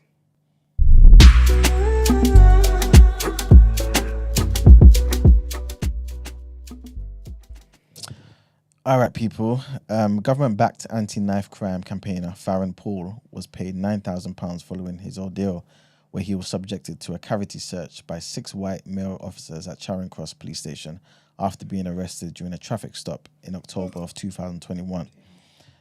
Referring to the strip search incident, Mr. Paul, who has been independently running a knife amnesty scheme in London called Faz Amnesty, claimed the officers involved were on a power trip. It upsets me because the officers knew exactly who I was and the work that I do in the community. This is what he said to the Independent. He also went on to say, yet they chose to take advantage of and racially profile me, then made malicious allegations against me that I had to fight against to prove that they were the aggressors in the situation. Fighting back has made me feel as though I've reclaimed some of my power. Mr. Paul's partner was also wrongly strip searched, he said, but the Met Police has failed to apologise to either of them for their ordeal. He also went to say, I wish I knew then what I know now. I've been wrongly strip searched several times before and didn't know how to challenge it. Strip searches and racial profiling by the police are normalised. When asked if he has mixed feelings about working with the government following the strip search incident, Mr. Paul said yes, but explained that he's dedicated to helping communities and optimistic about the new Labour government's commitment to tackling knife crime. Trigger warning on this one, guys. Big trigger warning. A day after a judge ruled Sean Diddy Combs liable for $100 million in the default judgment for a sexual assault case, Dawn Richard, a singer in the former girl group Danity Kane, has sued the rapper and music mogul for sexual assault and inhumane treatment. Dawn Richard, who was formerly signed to Combs' Bad Boy record label, also alleges that she witnessed Combs physically and sexually abuse his ex-girlfriend Cassandra Cassie Ventura on multiple occasions. Richard alleges in court documents obtained by Page 6 that Combs subjected her to verbal abuse, calling contestants fat, ugly bitches and hoes, and forced her to work for 48 hours straight. Richard also further claims that between 2009 and 2011, Combs sexually assaulted her on multiple occasions by touching her near her breasts and rear while she undressed in the changing room. The singer also attests to witnessing many instances of Combs' abuse of other women. In 2009, she allegedly saw Combs throw Ventura Cassie against the wall, choke her, and drag her up a flight of stairs at his Los Angeles home. Richard also alleges that she saw Combs throw a scalding pan of eggs on the Me and You singer, punch her in the face, and attempt to strangle her. In her lawsuit, Richard is also seeking compensatory damages for mental pain, anguish, and emotional distress, as well as punitive and exemplary damages and money for her attorney's fees. He's going to regret doing that show, you know. Telling you. As in the show they did with them. Because all they have to do is just ask, subpoena that, all the receipts is there. Because even what they aired was wild. So. Crazy. And our last headline, Donald Trump suggested that he would not debate Kamala Harris again, unless it was he looks stupid. He looked like the right mug he is. How embarrassing. Unless it was on his own terms after bruising head-to-head against the vice president. Trump lashed out at the ABC News network that hosted Tuesday night's debate, which viewers and critics agreed that he lost to Ms. Harris after a string of outbursts. He blamed the terrible network and on Wednesday suggested that he would only debate Ms. Harris again on his favoured Fox News with his preferred presenters. Wait, but she still annihilate you there. The presidential debate saw Trump raise bizarre claims that migrants were eating pet cats and dogs in US cities. That was insane. The Haitians, right? I don't even know who the migrants were, but yeah. It was Haitians. They were saying it was Haitians. Haitians. I don't know why he hates migrants so much when his wife sounds like that. Wait, what city was it again? I'm not sure. Springfield? Misinformed. I'm pretty sure I saw something about a narrative about Haitians stealing pets and then eating them. Springfield? Maybe. I can't remember. You know what? Don't know. This kept on saying it was the home of Homer Simpson. The in dogs? What? The Homer Simpson. Oh.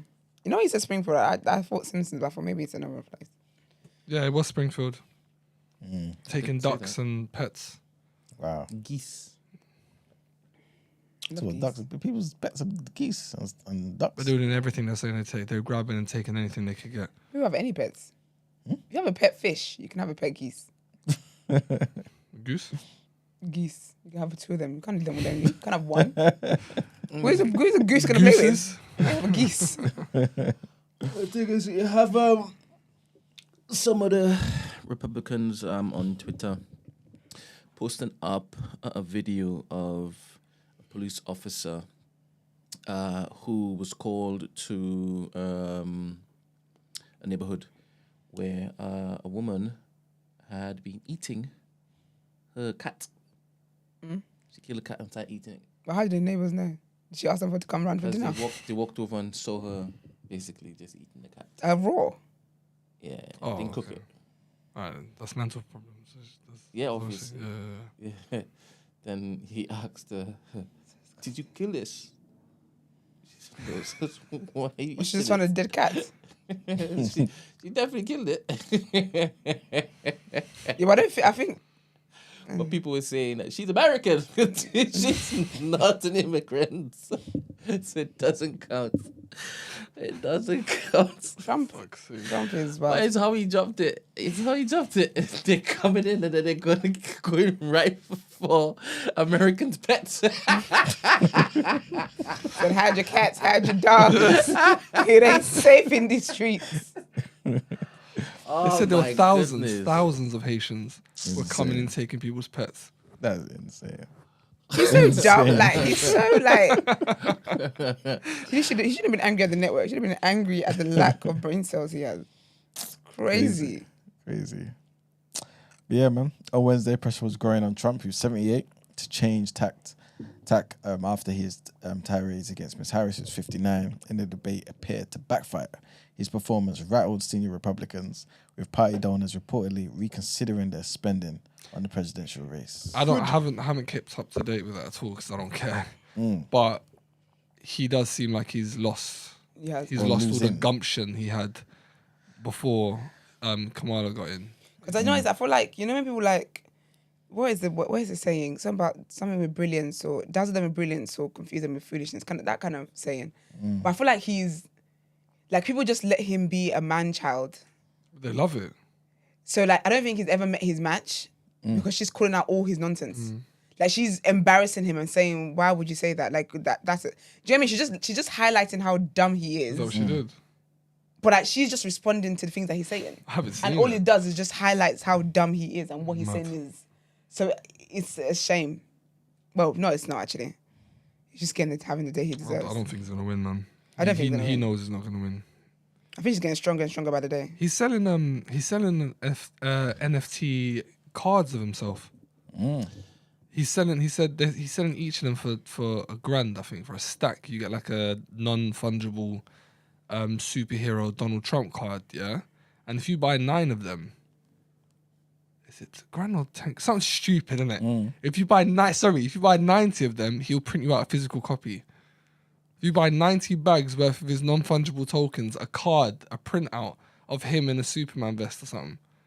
That's how deep. He's not going for president. He's not going for the presidential race. He's lost. But you keep saying that. You know, the entire machine is behind Kamala. The entire machine. 100%. Everybody. The entire machine. So even if they weren't in charge, right? You know, he might have a chance at winning. Of course he might. You know, have I a don't chance. even It's a think, I two-party wouldn't system. put it past them to basically look to rig stuff or to try and kill him again. Oh, I don't know about all that. But it's a strong You two-party don't realize system in that America. nobody's talking about nearly getting assassinated. What? Anymore. You know, it's completely out of the news circuit. Completely. Yep. Do you remember? He nearly got shot. Yeah. But it's not. No, yeah, important you're right. anymore, Yeah. is it? Mm. Just imagine if it was Kamala that nearly got shot. They'd be hearing about it all the time. All the time. I'd imagine so, yeah, probably. Yeah. Maybe you're right. Maybe in that case, then they have chosen their winner already. 100%. Because she's going to basically carry on the okie doke. But he would have as well, but just loosely, very stupidly. I'm not sure about that. Okay. Yeah, I'm not sure about that. He may have carried on the... No, she is as well. She really said she is. Because when you said that he would carry on like business as usual. Yeah. I don't think so, but he might still carry on at Israel. He said it definitely, but APAC, but so is Kamala. Yeah. But he said that. Stop saying so is Kamala. I know Kamala is literally the person who's going to carry on, 100%. But with regards to anything else, it's Trump that's saying that he wants to change everything. Okay. I'm not following it, but all right. Okay. Yes. It's terrible. That's it for the headlines.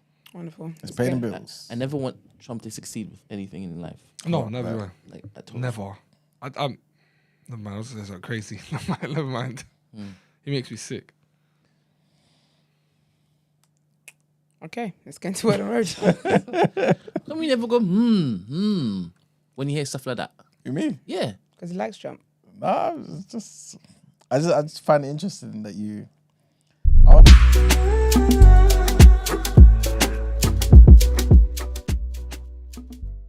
you know what's killing me? Yeah, is that what's his name? What's her name? Melania. Melania. Melania. Melania Trump. What's her name? It's close enough. Doesn't matter, man. That thing. No fight. No, but she was talking about how she just feels like it's being swept under the rug. Girl, bye. Auntie, bye. I like her though. I like her because she don't like her man. You don't like her man? Leave him then. Like, no, but it's like he seriously gives her the ick. Yeah, but she's there for the Like, peas. and I don't. Where is she from? But I know she's always cussing him in her language. I just know it. Because not he will hold her hand, like try to hold her hand in public, and she literally just moving her hand, or he'll smile at her as soon as he turns She's around. still doing that. It's just like, gosh, sister. Anyway, who knows? But all right, let's get into it. 1 second. Frankie Beverly passed away, man. Legend, absolute legend. Passed away at the age of 77. I think that's what that says. So from his family, they said, grieving the loss of a loved one is a deeply personal and emotional experience. During this time, as we are navigating feelings of sorrow, reflection and remembrance, we kindly ask for privacy and understanding, allowing us the space to grieve in our own way. This period is one of healing, and your respect for our need for solitude is appreciated as we honour the memory of our beloved Howard Stanley Beverly, known to the world as Frankie Beverly. He lived his life with pure soul, as one would say, and for us, no one did it better. He lived for his music, family and friends. Loved one another as he would want that for us all. Howard Stanley Beverly, a.k.a. Frankie Beverly, was signed the Beverly family. R.I.P. to him, man. There's no details about, why he passed away or anything like that at the moment. Also, James Earl Jones passed away Monday, and he passed away at the age of 93. And a lot of people have been sending tributes and stuff to him. He was getting cooked though. Right. He was getting cooked. What, that old He video? don't like black women. No, I saw the video. Yeah, I didn't watch it. I was going to apparently, send it to you. He's only ever been with white women, and any interview that he did, he took some time out to talk about black women and why they're problematic. He was getting cooked clean. Put the camera at you, man. And you know how I feel. You know how I feel about the dead being cooked. It's my favorite song. Because you have the day you deserve. Obviously, when I saw it, when I saw that he died, I was like, oh, that's sad. Because he made Mufasa. it. He was sad, but no, I didn't think of that. No, I thought I did. I thought it was cameo in Big Bang Theory. That's what I was like, oh, my little celeb cameos are dying. He was on Big Bang. It was really, really funny episode, actually. Really cool. What did he say, though? What did in he Big say? Bang? No. Oh. What did he say? Black Because you got to give context. I did give you context. He was cussing him. But he just said, I don't like black. So he's in the interview because, No, by the way. he's talking about black women. Basically, he's talking about how black women, black women are ops for black men. How they don't do this. He was making slandering black women, and it's just like no one asked you all of this. And even if they did, you're sitting here with white women just talking shit and going in on black women. Like, but apparently it wasn't just the one interview. Any chance he got. Serious. But also apparently as well, he claims his mother was racist. He's an old man. That man's been old all my life. He's older than Morgan Freeman. And we all know Morgan Freeman is old. Word. So if you used to call your mum racist when your mother would have grown up in an era where she would have been like, where racism was crazy, and you're out here talking about your mother was racist? Sir, uncle. Uptight. What do you mean by that? Militant attitude about their own identity. In many ways, are way ahead of the black man. Because I don't know why, but in many ways are replacing the black man. There's a whole, there's almost an unfeminine aspect of the black militant woman.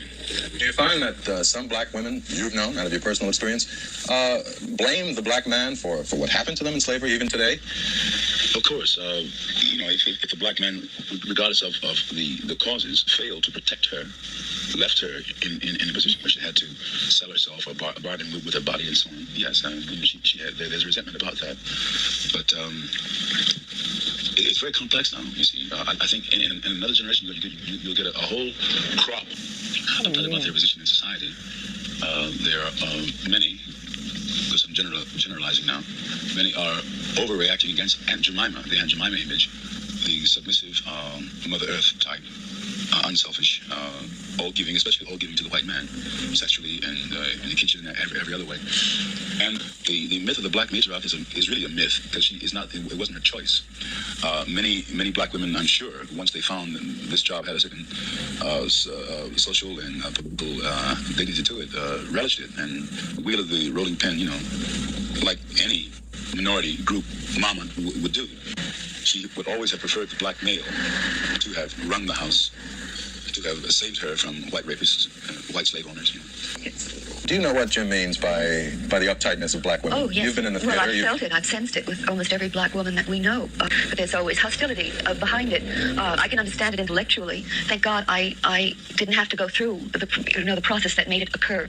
I happen to think it's a good thing that they're showing hostility. I think it's the only thing they can show at the moment. Yeah.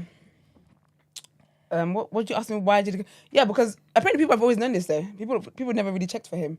So when he died, and people talk about like, oh, R.I.P. Did it? And people were like, oh, okay, here's a reminder of what he did while he was alive. I think some people make money and then just start to talk out their ass. That's what I think. And I think also he wasn't living in his truth. I just feel like if you're into interracial dating, you don't have to spend all your time talking about what's the other side or not. You shouldn't have to be negative. There's no point being negative. Just do your thing. Just don't do be you. negative. Like if you're so happy and in love, imagine me being happy and in love talking about my exes. So crazy. So if you're a black man and you're a white woman, why are you talking about black women? If you're a black woman with a white man, why are you talking about black men? Just love, like focus on your marriage. I don't understand it.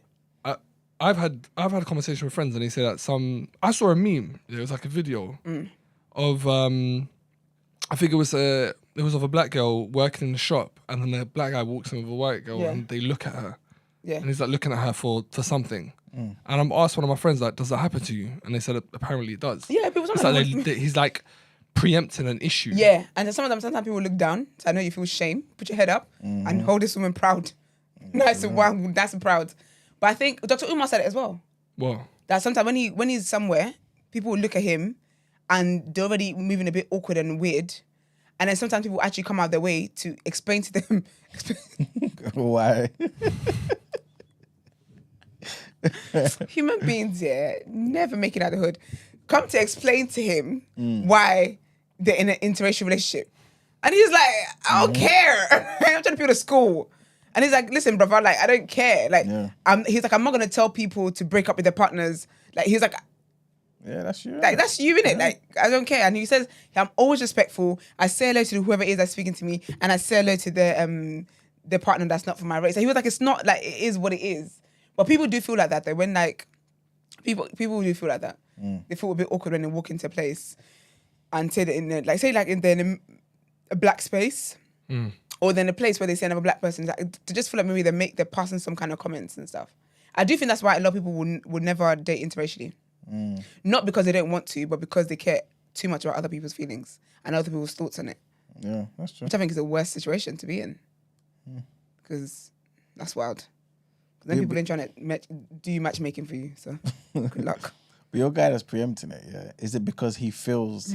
Don't ask me. I don't know. I was asking. No, he told you, innit? I never knew, but she was saying that it happens to her. So she's black? Is she black or she's black? Yeah, she's black. So from her experience, she was saying it happens to me a lot. Or when she worked retail. Did she get from black men or black women? Yeah. Black men. She said it was specifically black men that she would get it from. Where they would look at her like preempting. That what? That you're gonna say something because I'm a white woman, and I never heard of this before. So she's not the one in relationship. No, my girl was there working, and so she's with a white man anyway. No, so the black girl the black girl was alone. She is her own black person. Man walks in but a black man with a white woman. The white woman walks in. Okay, looks at her for ages, preempting. Yeah. A reaction. So I asked her, is this something that you lot deal with? Has this ever happened to you? That sounds like an inappropriate joke. A black man and a white woman walk into a bar. And she said it happened. It has happened. And I asked someone else. They're like, yeah, it has happened. I've never heard of this. Yeah, it definitely happens.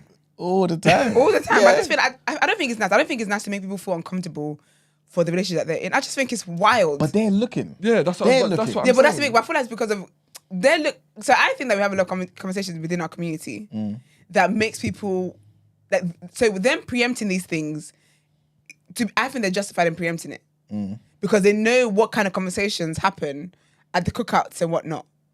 So when they're out in public and stuff, they're going to we have a lot of shared experiences. Yeah. So they assume that you let's cook out.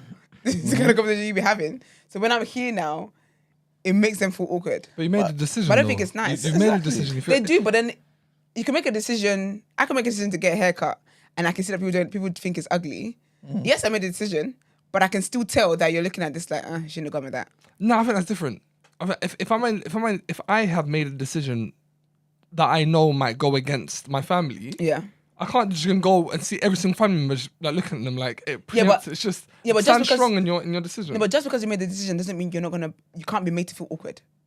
No, that's right. But you can't then generalize and think everyone's got a problem. But if we do if we do a roll call, if we do a roll call for the community, like it was a lot of people do have problems. It was interesting, and I wondered if it came from a place of defensiveness for sure. Yeah. But I wondered if it came from a place of insecurity.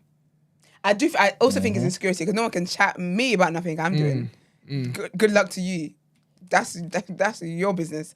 I do think part of it's insecurity, and I think that's why I said that I think it's sad that there's people that I feel like are open to it, but because of what people will say, they don't do it, and that might actually be the best love you ever have. And just because I know some of you do too much, I'm not saying that black people don't give you good love. So annoying. I just know it. I just know someone's gonna be like, "Oh my gosh, you're saying black men don't get good love." Shut up. But yeah. So I think personally, I think it's sad. You know what I mean? I think it's sad. Yeah, just do what makes you happy. This is it. I know Christy's shaking in her boots, but you have to because it's your life. Like it's your life. Whoever's making comments and whatever else, they're not the one that will go home with you. They're not the one that's going to give you emotional support when it is that you need it. Like they're not the one they're not your companion.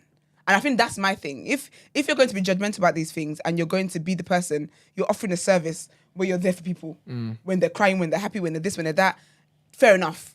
But if you're doing nothing to pour any kind of support into people that would like to go date interracially and they're not because of your judgment, let me say. But that's just me. Anyway, RIP to the dead, innit? What else is next? Hold on. Let me get back to this document and scroll. Oh, Tory Lanez, man. So a rumor started online. There was some kind of report online that basically Tory Lanez equipment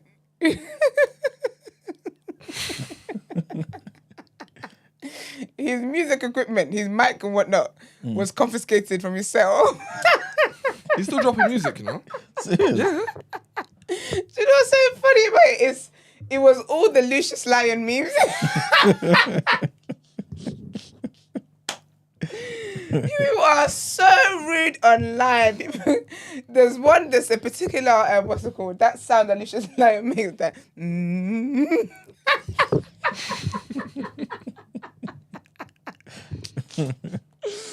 Now I'm actually crying. Oh, this is so funny. Anyway, basically, he's addressed it. Someone in the comments said, I miss the day where people would go to prison and we just wouldn't hear from them. But he's out here posting a whole ass paragraph from jail. Anyway, he says, the rumors are true. The prison tapes, so he's got, you know how he does like the chicks tape situation? Yeah. He's done a remix. He's prison tapes now because he's in prison. Okay, so he says the prison tapes will be discontinued until further notice, so he was in there recording music. He says, oh crap, I need to pick it. Okay, he said, however, I think it's important that my fans know the truth about the crooked case. Okay, basically, right, I'm going to just summarize it because it's a lot to read. Look, it's a lot. I'm not doing that. And it's very, it's like size 6 font. Basically, cut long story short, he is doing some activism with the prison tape. He's not just releasing music. And he said that the higher-ups have seen that this is not just music. He's doing some work behind the scenes. They realize that his prison tapes are emancipating the people within the prison system, speaking up for them, freeing their souls, giving them freedom in ways that they can't physically have. And essentially, the powers that be are trying to put a stop to that. So he's talking about the incarceration of black men, of course. But the joke is, it's an important issue. It's a factual issue. Mm-hmm. But you did that shit. Like, you are not part of statistics that you're shouting about. But anyway, because the god of who your dad was calling to get Rock Nation and them Rock Nation has been thriving ever since. Okay. What's his name? Daylight, innit? Yes, Daystar. It's like Daystar. Is that Tory or his dad? His dad's Day something though. His dad's Daystar. He's Day something, I think. Yeah, both of them. One's Daylight, one's Daystar. Daystar. He's Daystar. I'm He's sure Daystar. Daystar. Tory's Daystar. Tory's Daystar. Tory's Is it Daystar. Sun? Daystar. something? Let me see what his Or father's Sunlight. name Yeah, please see what his Sunstar. dad is called. But yeah, so basically he's saying that the powers that be, especially they're conspiring and whatnot. And so he says, yeah, the higher ups have stopped the prison tapes temporarily. They were too late to stop my overall plan. He says, since the month of July, I've afforded legal representation for 472 inmates. Well, you are rich. And actively reopened 476 cases. Well, try opening yours. There's a lot. Do you mean he's doing a good thing? He claims that he's doing a good thing in there, and the powers that be are working against him. So, Can I ask something about that? Sunstar. Sunstar, that's it. You know the whole Tory Lanez and Meghan thing, yeah? Yeah. Why are people still treating Meghan like shit?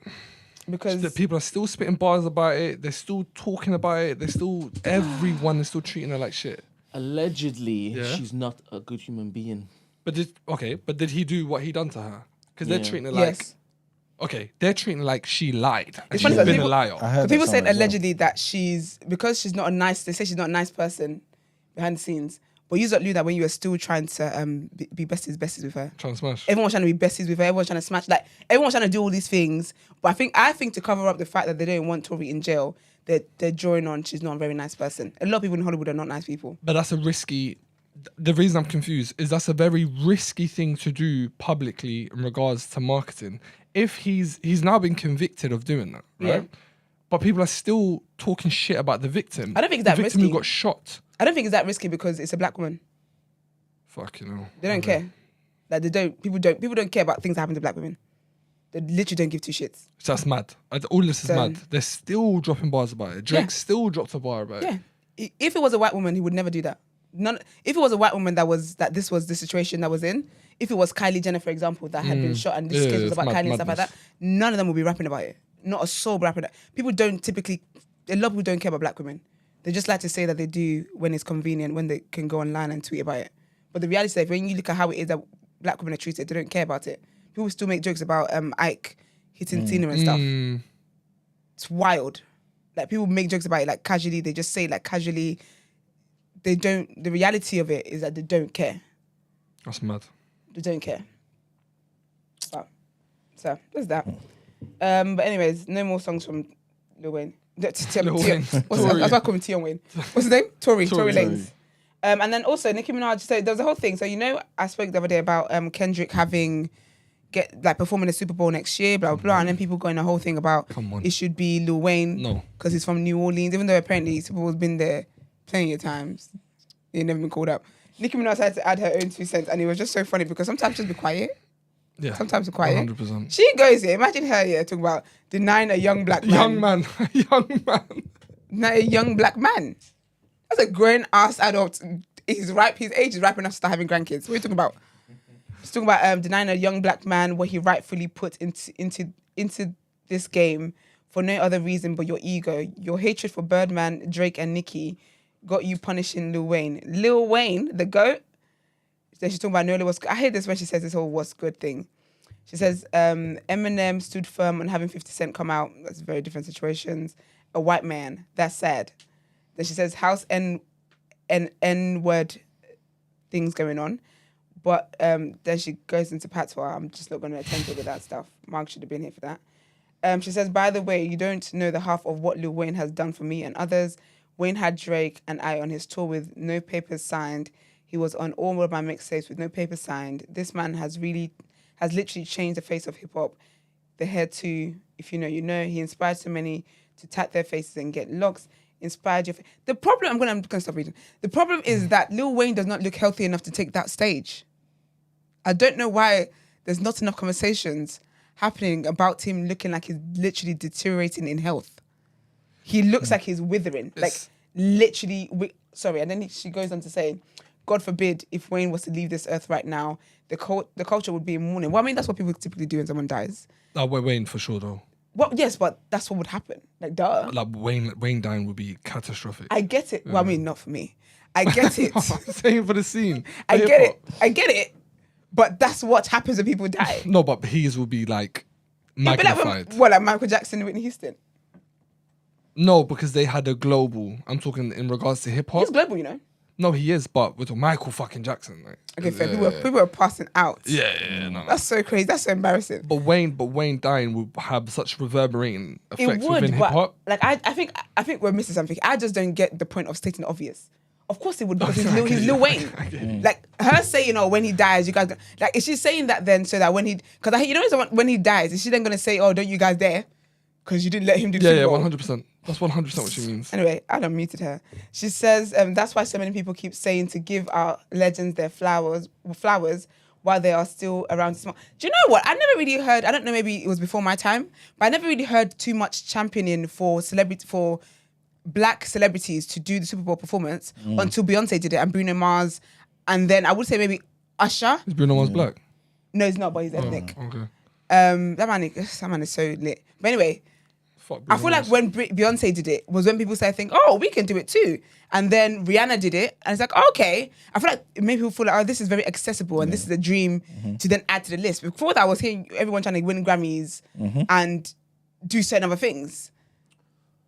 But again, maybe it's because for my time. After Kaepernick and George Floyd, I think they installed Jay-Z. Yeah, you say installed. Allowed him to basically, be on the committee to now choose who can come through. and perform. And then he's been obviously picking black artists. Yeah. That was for Jay-Z, all those tweets. Yeah, it was. But she and Beyonce, they don't talk to her no more. But that's what happens when you marry alleged pedophile and possibly murderer. So says that's why so many people keep saying give our legends their flowers while they're still around to smell them. Sitting around all day playing games with people's life and legacy. I hear people bring God into things. God isn't asleep. G. Robertson, you will learn that too very soon. Okay. You know what I can't take people seriously? Is when you say that you're trying to push out an important message, but then you're hashtagging your products. She's hashtagging her tour and whatnot. She's trying to copy you know what I mean? 50. Imagine me talking about serious social issues, then I'm hashtagging watch TDA tomorrow though. Right. Then she goes on to say you can love and respect Kendrick and still love and respect Wayne. I don't even know why Wayne is in the conversation. Because it's New Orleans. But then again, the point I wanted to make was, since when is the Super Bowl playing in the city determined who goes on stage? Exactly. Like, what are we talking about? I don't understand. Do you know what is some celebrities, they listen to the fans too much because the fans will always instigate and this is why she's 100%. beefing half the industry. 100%. Because people just make up random things, pull out of thin air, and then she watches people's tweets and then responds to it. This is why she's not friends with anybody anymore because the fans will bring up something crazy and then she takes it as a matter of fact. Because I don't know why you're out here ranting and raving. Then she talks about Kendrick loves and respects Wayne. Every real rapper loves and respects Wayne. Then she's talking about tonight's the night for her show. It's a magical girl. Bye. She's been doing this. She's been influenced by the fans. It's a shame. She reacts and she just says shit. It's destroyed her legacy. It really has because she had a whole thing with Joe Budden. I remember. Then he was like, "It's no beef. Let's sit down." They had a whole sit down interview with Rory and more. It was a whole thing, and then she came off the interview cussing him again because based on what the fans were saying. Yes, and they basically saying to her, "Look, you got an amazing legacy. Just stop listening to the fans because you're reacting. How am I reacting?" And then reacted after. She's moving mad. Stacey, I'm a little confused. I'm confused. What as well. Please get on the Discord and talk to us, our American correspondent. Please. Oh my gosh, can you tell me what she said? Babiel said that the Super Bowl had been in New Orleans for 11 years. Yes, it has, apparently. Okay, she's here. What did Stacey say there? Can you read me what she said, the text? Sorry, 1 second, Stacey. Context. Stacey said that you're chatting shite. Who's chatting shit? Did she say that? Or can you read what she actually said? How? Can you read what? Yeah. Sorry, I'm getting frustrated. I'm getting frustrated. So basically, no, I don't want to hear from you. Yeah, no, you're done. Said, OMG, you're being obtuse. Or maybe because y'all don't know anything about American football. The conversation is given strong and wrong. The conversation is not giving anything. We need context, yeah, and she said, Nicki, for the first time in forever, is not wrong. Yeah, so. Okay, we need context. Yeah, please. Hi, I'm here. Can y'all hear me? Yes, we can. Yes, we can. Okay. So let's. I want to first start off by saying that for the first time in forever, a lot of what Nicki is saying is very true. This is not about, unfortunately, Lil Wayne. This is the bigger issue in what is the whole Drake versus Kendrick thing. And I don't think it has much to do with the things that we see on the front end. I think it has a lot to do with the back end wars that's going on with the whole Drake and Kendrick stuff. And unfortunately, Lil Wayne is just collateral damage. Esther, you said something about what does the whole Eminem bringing 50 out have to do with anything? That is like one of the biggest things as to why Lil Wayne cannot perform at the Super Bowl. If you know the history of 50 Cent's relationship with Jay-Z, who quite literally is single-handedly the reason why we are seeing our favorite rappers, Black pop stars, our favorite Black singers who are able to grace the Super Bowl halftime stage, you know that their beef would never, even though 50 has the commercial success, be able to hold down a Super Bowl stage on his own as a rapper. There was never going to be a universe where 50 Cent ever headlined a Super Bowl so long as Rock Nation was involved. It was never going to happen. Her speaking to the loyalty of Eminem was that Eminem was the headliner. It was Eminem, Snoop Dogg, Mary J. Blige, and Dr. Dre. Because of 50's, relationship with Eminem and the integral part that they played in each other's careers, out of loyalty, he trump carded that, and 50 came on as a last minute addition. As in, this was not something that was advertised in rehearsal and all of that. This was very much kept under wraps until the last minute where nobody could do anything about it. So what she's trying to say is, because there are bigger people at play, the likes of Jay-Z, the likes of all these back-end people in the music industry who are involved and are making money off of this whole Super Bowl thing, with Drake's current state in the industry, that Lil Wayne by himself, could he do a Super Bowl? Yes, but his commercial records, the records that would make it onto that 15, 16 minutes of halftime, would have to involve the likes of paying tribute to not just New Orleans, where he's from, which we can't say that has no relevance, because when it came to Usher doing Super Bowl, you think there was no relevance there? He did a residency in Las Vegas that changed the game for the current state of residencies in Vegas. Where was the Super Bowl? Sorry, Stacey.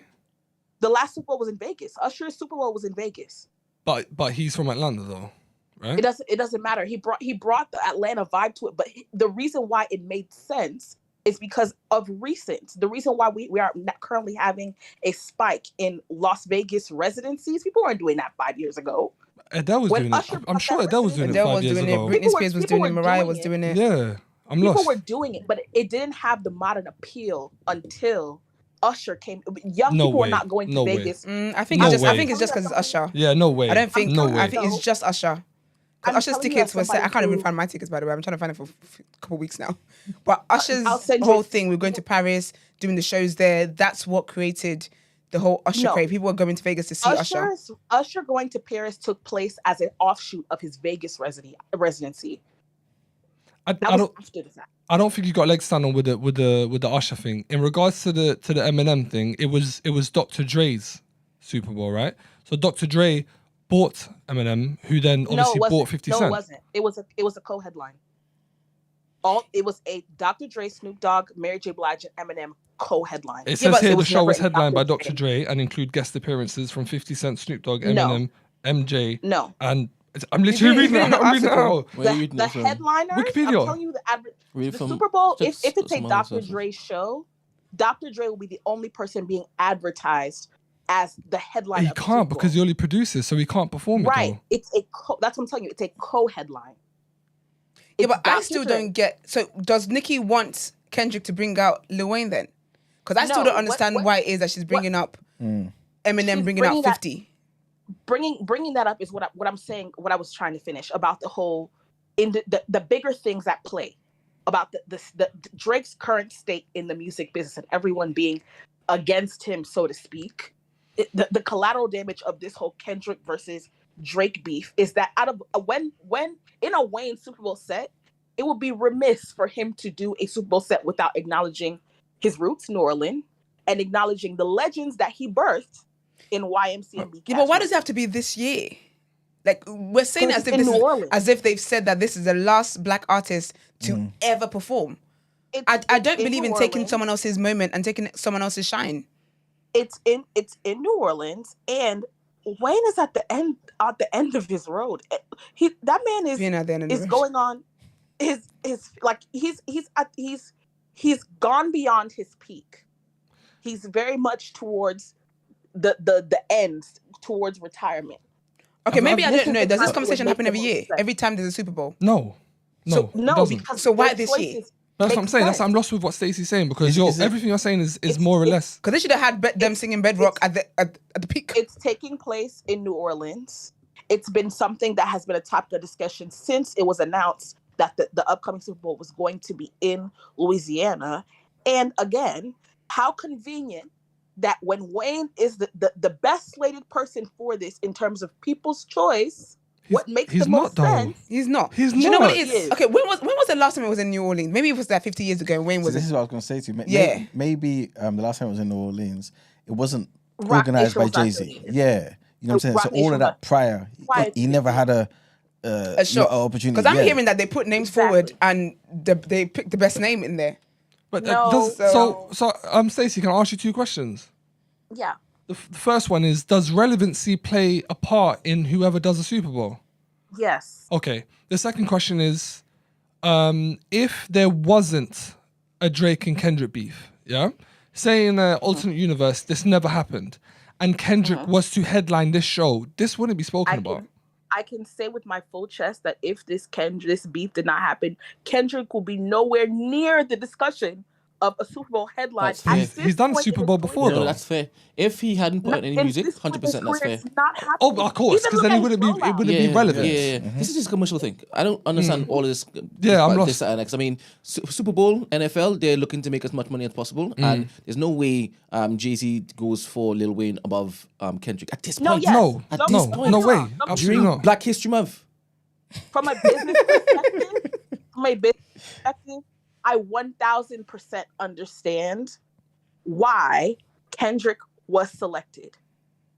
But in terms of what the best option should have been, Lil Wayne did not get his chance to prove that he was not the right person for the role, because that's not the words I'm looking for, but his opportunity was taken from him prematurely, in my opinion, based on the commercial success of the Drake versus Kendrick beef, plus the other factors in that Lil Wayne is single-handedly responsible for the like of Drake's career. He was not going to take that stage without doing some type of YMCB feature where Drake was going to come out. And they cannot have that PR in the midst of all this mess. I don't know, man. I think Kendrick always made up to that stage. I can't lie, Stacey. I think you're so. It sounds like you're reaching. I can't lie, because you were supposed to call and more or less tell us where we went wrong, and I haven't at all seen where we went wrong. I did. Okay, put it this way: does it make more sense, regardless if you're the headliner or being brought on, for Drake or Kendrick to be on that stage? Does it make sense now? Yeah. Who does it make more sense to be on that stage? To be on the stage right now, Kendrick. Yeah, and I think that's what people calling Drake a colonizer. This is what I think Stacey's basically saying. Like, if Wayne was to be put there, he would most definitely have brought Drake out. We can't have that. So let's go for Kendrick. So then why can't Stacey and Nicki Minaj just say that? What's all these parables? No, she's not. All these parables to get nowhere. But that's what she was referencing. No, you can't reference something. If you're gonna have me screenshotting 50 tweets, you cannot be making reference. Be direct. If you're bad enough to come out, you know we're talking about this when Rich Kwana, but what's his name? Rich Homie. Thank you. His side chicks going forward. Well, do you have chest? Yeah, word. Well, then Nicki have chest. If you're gonna come out and say the reason why you wouldn't have given it to Lil Wayne is because right now you're all against Drake, and you know that he would have come up and say, "Stay that one tweet, we're done." You ain't even got to use the whole 20 or 40 characters. But we can't. But all of that is neglecting the fact that of what he's done in LA, the numbers he's made, the tyrant he's brought down, all of that is getting dismayed because of what it's in New Orleans. It's not going to happen. If you want, Lil Wayne can come on the stage. Kendrick is a huge avid fan of Lil Wayne. He would love to have him on stage, but we can't because I don't want to see Lil Wayne on stage. Hopefully he brings him in to kind of open for him. I would love that.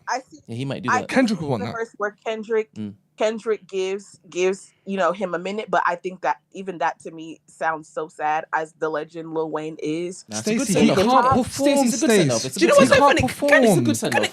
Thank you. He can't perform, Stacey. I just watched him in WrestleMania. Someone that's hanging by. He doesn't even know his own lyrics, Stacey. Like what we playing at? That's why, because he doesn't know his lyrics. Don't do that. In my mind, I'll show footage. He can't. Brent, this man is hanging on. Drunk. He might have been drunk. No, Lil Wayne doesn't write. Brent, he's always drunk. That's the problem. Lil Wayne doesn't write his bars. He spits them. That is a cheap What are you saying? Obviously, what do you think you just said? Lil Wayne doesn't write. Lil Wayne's he doesn't write his bars. He spits them. So he makes a song. He moves on. He makes another song. He has a very hard time. What does that mean? I get what you mean, though. No, I get what you mean. Don't get what you mean. I get it. How come now you're basically telling him to use right words? When Trump just saying, "Nah, you can generalize."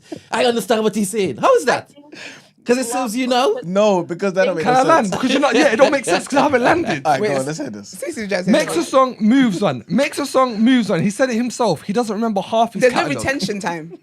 Lil Wayne works mad hard, bruv. Lil Wayne is sick. I'm not taking away with anything. But Lil Wayne, hold on. Lil Wayne doing Super Bowl now is fucking wild. He hasn't dropped anything. He hasn't done anything. He's a huge staple in hip. Stacey, what has he done now?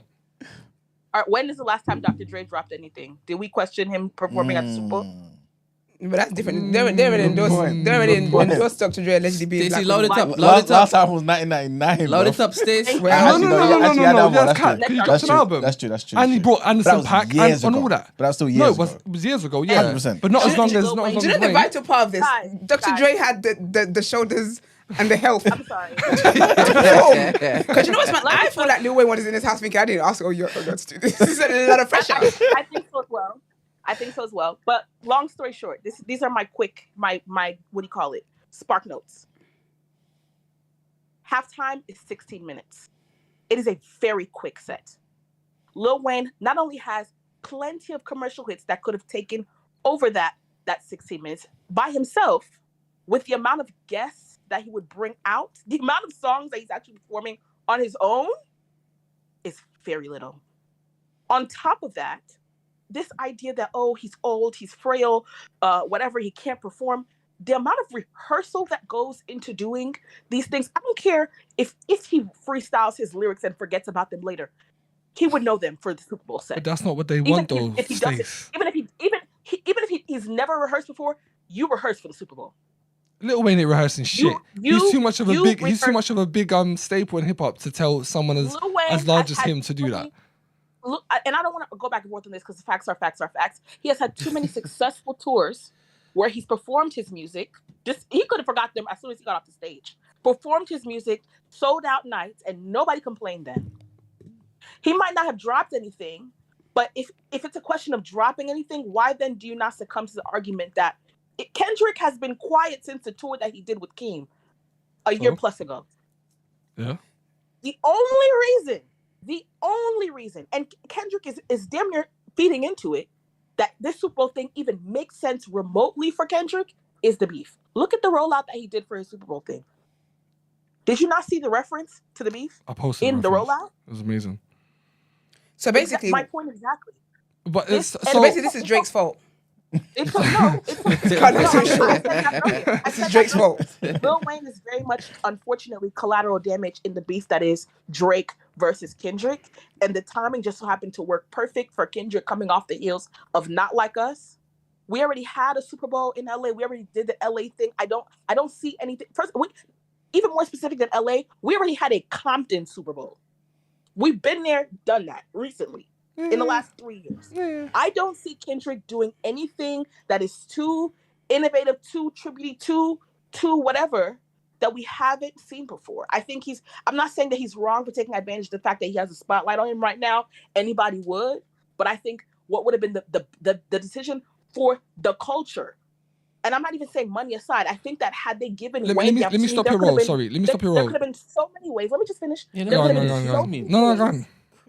They could have integrated Wayne into the ad scene, but they didn't give him that chance. Okay. And that, to me, is what we're gonna look back on and be like, damn. And that's what Nicki's talking about when she's like, damn, y'all, if he were to die tomorrow, God forbid, we always talk about how we didn't give people their flowers when we had the chance. This is the shit that they're talking about. Ugh. Call a spade a spade. It's great for Kendrick. We hate that we have to compare the two at moments like this. I can understand both sides of the fence. But Nicki wasn't wrong. And I can also see where from a business side, Kendrick was the ideal choice. That's what I was going to say. All this comes down to business. Yeah, that's what I was going to say. That's end of it. the day, Economically, the like, day's got to end. Yeah. It's coming down to business. Yeah, but if Really, I truly. do want to have this debate, so hopefully another time with you. Doing a Discord channel. Yeah. Stacey, if we're talking purely commercial success in regards to America, yeah, because obviously you know more than me, yeah. Song wise, yeah, commercially, who is bigger, Kendrick or Lil Wayne in regards to number one hit songs? Lil Wayne. Lil Wayne. Okay, cool. So Lil Wayne is more of a household name than Kendrick. Yes, because Lil Wayne has transcended generations in ways that Kendrick has not. For the white man. But when you say that, are you counting Nicki and Drake? Yes. Or just Lil Wayne's No, I'm counting Wayne on his catalog. own. Wayne's career did not start at Bedrock. No. Obviously, Yeah, it started we know when he was that. 13, 14. I was just making sure. Because whenever people are talking about Lil Wayne performing as well, no one's saying Lil Wayne should come as a solo act. You keep bringing up Nicki and Drake in there. But just asking. People who are, on the older side, I'm not saying in their 60s, but people who are spending the money for things like the Super Bowls, the consumers of football resonate with Wayne's discography a lot more than Kendrick's. Kendrick to them is more of a discovery. Kendrick is people our age. When you have somebody who's a Super Bowl headliner, you want someone who has that commercial success that transcends just the youth. I'm talking about white people. Lil Wayne, look in everybody. Lil Wayne is more known to white people in America than Kendrick Lamar. Now, I wouldn't say it's a more known thing. I'm saying generationally, if you're talking about not just white youth. No, but that's not the question. If you're doing Super That is Bowl, the question. You're saying if you're doing Super Bowl economically, you need someone that is relevant and someone that's gonna hit every single target audience. Lil Wayne doesn't do that currently. Yes, he does. Okay, all right. Because he's not performing his recent music, he's performing his greatest hits, many of which took place when people in this generation were small, and the people who are the major consumers, the people who are putting up the coin, were in their prime. So economically, it wouldn't make sense then. No, both would have made sense. I just think y'all are fighting the whole Kendrick, and it's okay. But I think as somebody who not only is from here, understands why this is as deep as it is, understands the music industry part of it, and why this even a discussion. There is substantial arguments for both sides, and Wayne was snubbed, regardless of the business act. He was snubbed, and a spade is a spade is a spade. Go off Kendrick. I hope he does well. I will be watching. We're talking all this shit, but we will all watch. I hope he does well. Cool. Thanks, Stacey. Thank you. Yep. Nash says white people don't be caring about Kendrick like that. Let's be real. At the net, they do. They do. Number one. People are waiting for the Super Bowl halftime to return to the Billy Jones. They do. The net. Yes. What happened? They say they're rapping word for word, bar for bar. You'd have thought they wrote the flipping song. Yes. Mad. Couldn't believe it. Mad. So all right, yeah. Get it, y'all. Okay. Thank you. And then last, who added the SP? I didn't see Uncle Shay's sex tape. Hold up, I'll run it. What, the sex tape? It's a morning show. Yeah, it's all right. Anyway, it's your platform. Trigger warning! I heard he got good reviews though from the girls. Oh, Brent, stop this. This is inappropriate. Why is he doing this? What the? Can you wait? This is a news show. We have to report the news. No. Shush. The best bit's coming. You've never shushed me. This is ridiculous. There you go, baby. There you go, baby. That's my Michelle. That's my Michelle. Okay, thank you very much, Brent. Thank you very much. All the findings are complete. He said, "That's my Michelle." So, what's that got to do with it? It's not Obama. No. But I don't know. Why do you see it as bad? I don't think it's bad. I just don't watch sex scenes. But it's not a sex scene. It's a scene. Well, if anybody wants to go and check it out, go to X. What are you doing? It's not. They'll find it. Video. It's They'll audio. find it. Anyways, whatever. I don't really care anyway. So this was your news they put on the. Well, he got fired by ESPN. Oh, did he? Oh, serious? Yeah. But I saw a thing with him and Ocho, and he was saying how his team put out saying he was hacked. Yeah, and then crisis he was saying management. he wasn't hacked. That he accidentally clicked on the wrong thing or something like that. He walked in, he threw the phone on the bed, and automatically it just popped up, right? Maybe it was. And then people were FaceTiming him, and he's wondering why people FaceTiming him. Oh, to stop the live. Yeah. And then somebody sent him a text message saying, "Hey, you're live, bro. Yeah, we can hear you, bro." Say, "We doing what? We doing what?" He said, Shannon is a zaddy, though, to be fair. So. But apparently people are saying that it's all fake because he's trying to beat the Zesty allegations. Oh, no, I don't think it's that. He ain't got Zesty because he was walking funny. He's had hip replacement. I just able with hip replacement to walk. Like Usain Bolt. Anyway. Well. That's his situation. And then you had the RSVP link for... Yeah. All right, cool. So on the 27th of September, we are going to have our first TDA link up. And what? 27th of September. Oh, I heard it wrong. We're going to have our first TDA link up. We would love as many of you all to be there as possible. However, there are limited places. So if it is that you RSVP and you change your mind, you please let us know so that we can free up the space for somebody else. And not an hour before? No, not at all. Because then I will remember your name and you won't be invited more. You know this man's paid. I'm telling you, because these numbers matter. These numbers matter. Anyway, I'd love to see as many people there as possible. And I'm talking about all of our community. I'm not just talking about the black people. I'm talking about anybody who supports us. Yeah, like whenever we talk about things on here, it's for everybody, you know? It's like for we don't everybody. have to... Like, I don't like that we have to keep saying, no, whites allowed. Like, it's for everybody. Everybody. Yes, please. And if it is that you do want to bring along your white partner, please do not be afraid.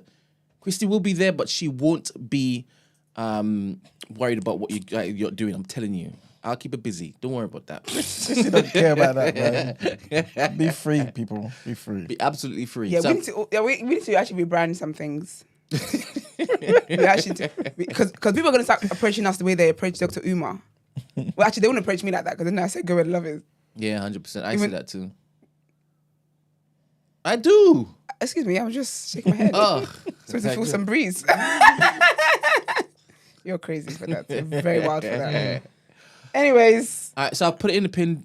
Oh, crap. I need to put that as a HT. I'll change this. I'll put it in the pin message, and then you could just click it. And then people who are watching afterwards, people on Spotify, how would that be? I'll put it in the Spotify message too. Lovely. Yeah, Plus, it's www.thenewblack.com/events. Yeah. Right? HTTP. And the new black is always spelled with an X. BLXCK. Always. I'm going to do A's over here. All right, cool. Let's move on. Please.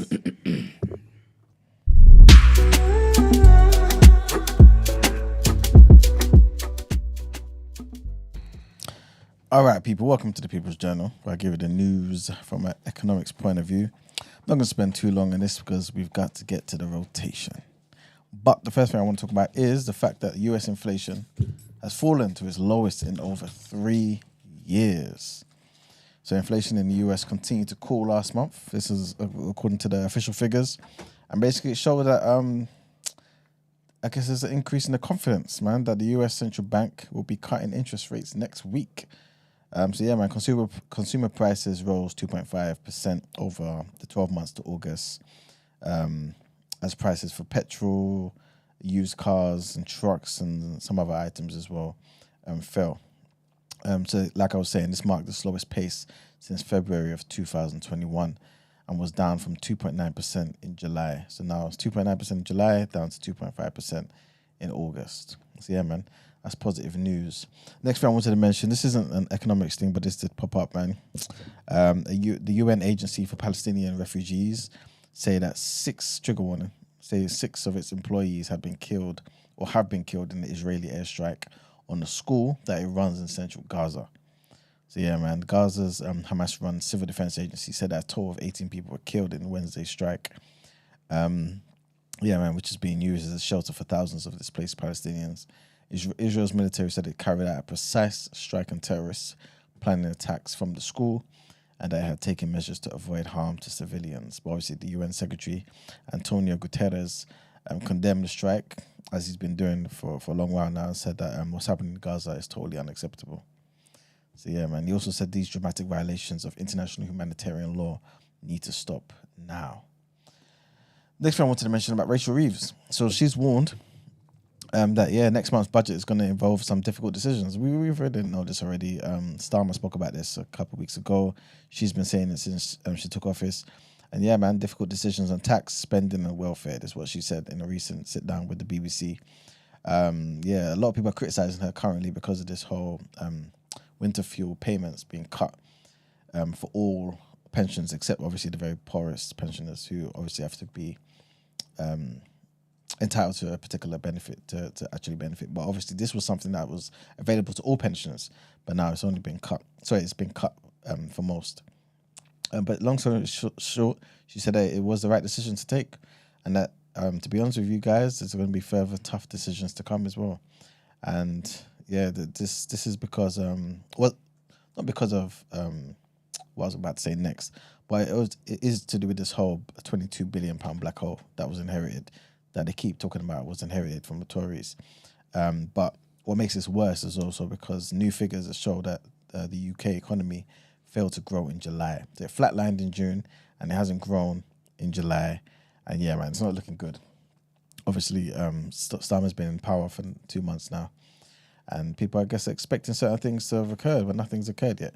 Personally, I think it's too soon, but that's just the reality of the situation. On top of that, though, data is suggesting that pharmacies, pubs, and banks made up half of the closures of Britain's high streets in the past 6 months. So, on average, 18 chemists, 16 pubs, and 9 banks shut down every week between January and June. This is according to research from an accountancy firm, PwC, right? But only 3 convenience stores and 1 cafe chain opened in their place, highlighting obviously the huge changes that's taken place in a lot of the town centres in this country. But just bear that in mind, people.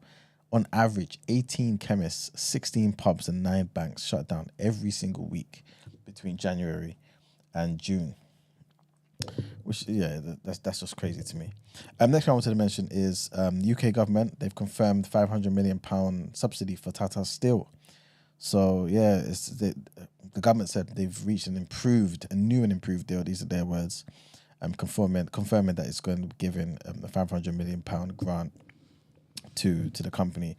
So the money's going to be going towards building a greener electric furnace, right? And this to be fair, it kind of matches the same deal or the offer that was put forward by the Tories anyway.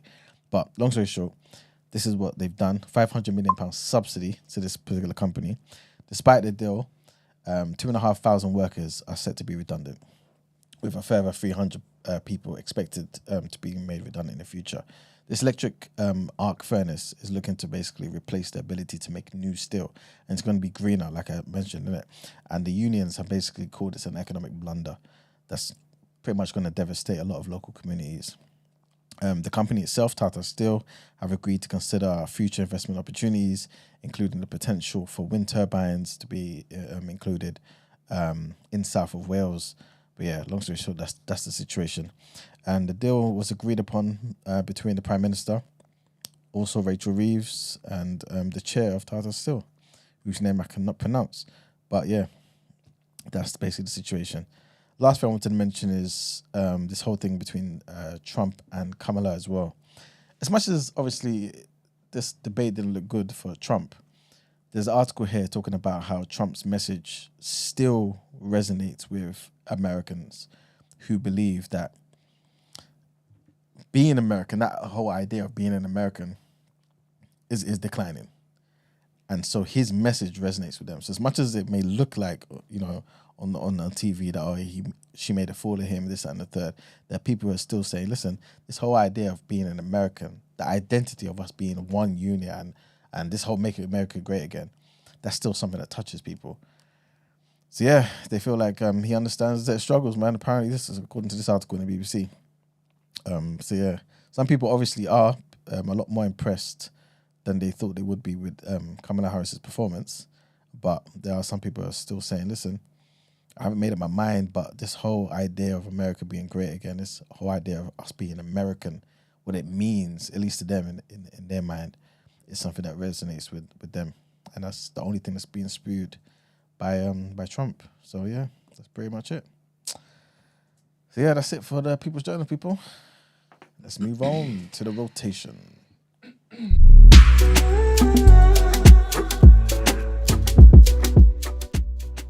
All right, before you go, can you just explain what modern elegance is, please, Emmanuel? The dress code for the 27th. You could be, you know what, the men are somewhat casual, yeah, but it's still smart. So basically smart casual. But the women always look good in it. They've always come in looking, you know what I'm saying, like they're going to a real function. So it's not something that's crazy formal where people need to be wearing suits and shirts and all that sort of stuff. But a shirt, jeans, shoes, you know what I'm saying, just looking presentable works, man. Not everyone does that, of course. Ramsey just gave me the look there. But Ramsey still would look presentable, you know what I'm saying? Even though he might wear crepes or something else, innit? But yeah, that's basically what it is, man. Smart casual, a bit of the emphasis on the smart. Because the venue is a very nice venue, innit? So yeah. Be on the safe side. Like Ed just said, no crepes, innit? You can wear crepes. But don't wear like bloody... What, the black Air Force Ones? No, you can do that. Because obviously it's dark in there. It will still look kind of smart with what you're wearing, innit? But look presentable. Yeah. I wore crepes last time. You did. But you wouldn't know, you know what I'm saying? Because it still looks, you know, thingy. But yeah, smart casual. Bathroom diaries say she still needs Esther to explain. Yeah. Anyway, let's do it. Yes. Welcome, Junior sir. Don't start this yet. He needs to pass. Oh yeah. He needs to pass.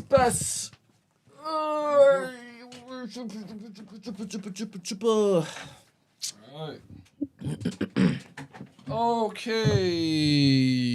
Welcome to the rotation. The order we're going in Sam Rex first, right? Rem? So we're talking about 3 bodies of work today. Shall we view? You good? Yeah, I'm good. It's up. Okay. Right. First one is Sam Rex's EP Balance. Actually, pardon me. Bear with me, Brent. I want to do this first. So I'm going to go through all the drops. Hold on. So we had last week, we had Conductor Williams and Radiant Imperial, Operation Flamethrower, LL Cool J's The Force, Tora Imoy's Whole Earth, Layla Gap Year, Sam Rex Balance, and Demay Deliver Me. The 3 ones we're going to talk about is Sam Rex, LL Cool J's The Force, and Demay's Deliver Me. So we have South London's very own Sam Rex. Dropped a little EP. I think it's...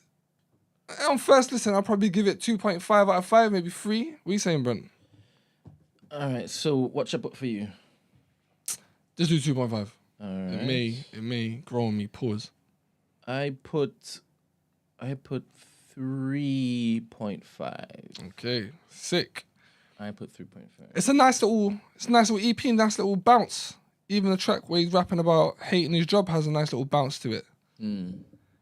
Backbone, pause, is my favorite. He just has a nice flow, man. I like the way he is on tracks. I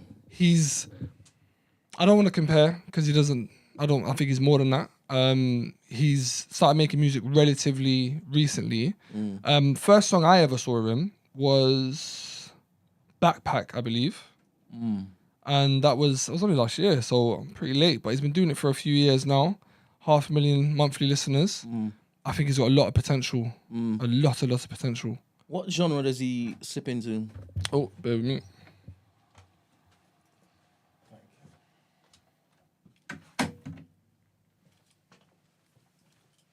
Genre? I don't know. I don't really stick to genres, you know. I'd probably say maybe hip hop. I wouldn't consider him drill.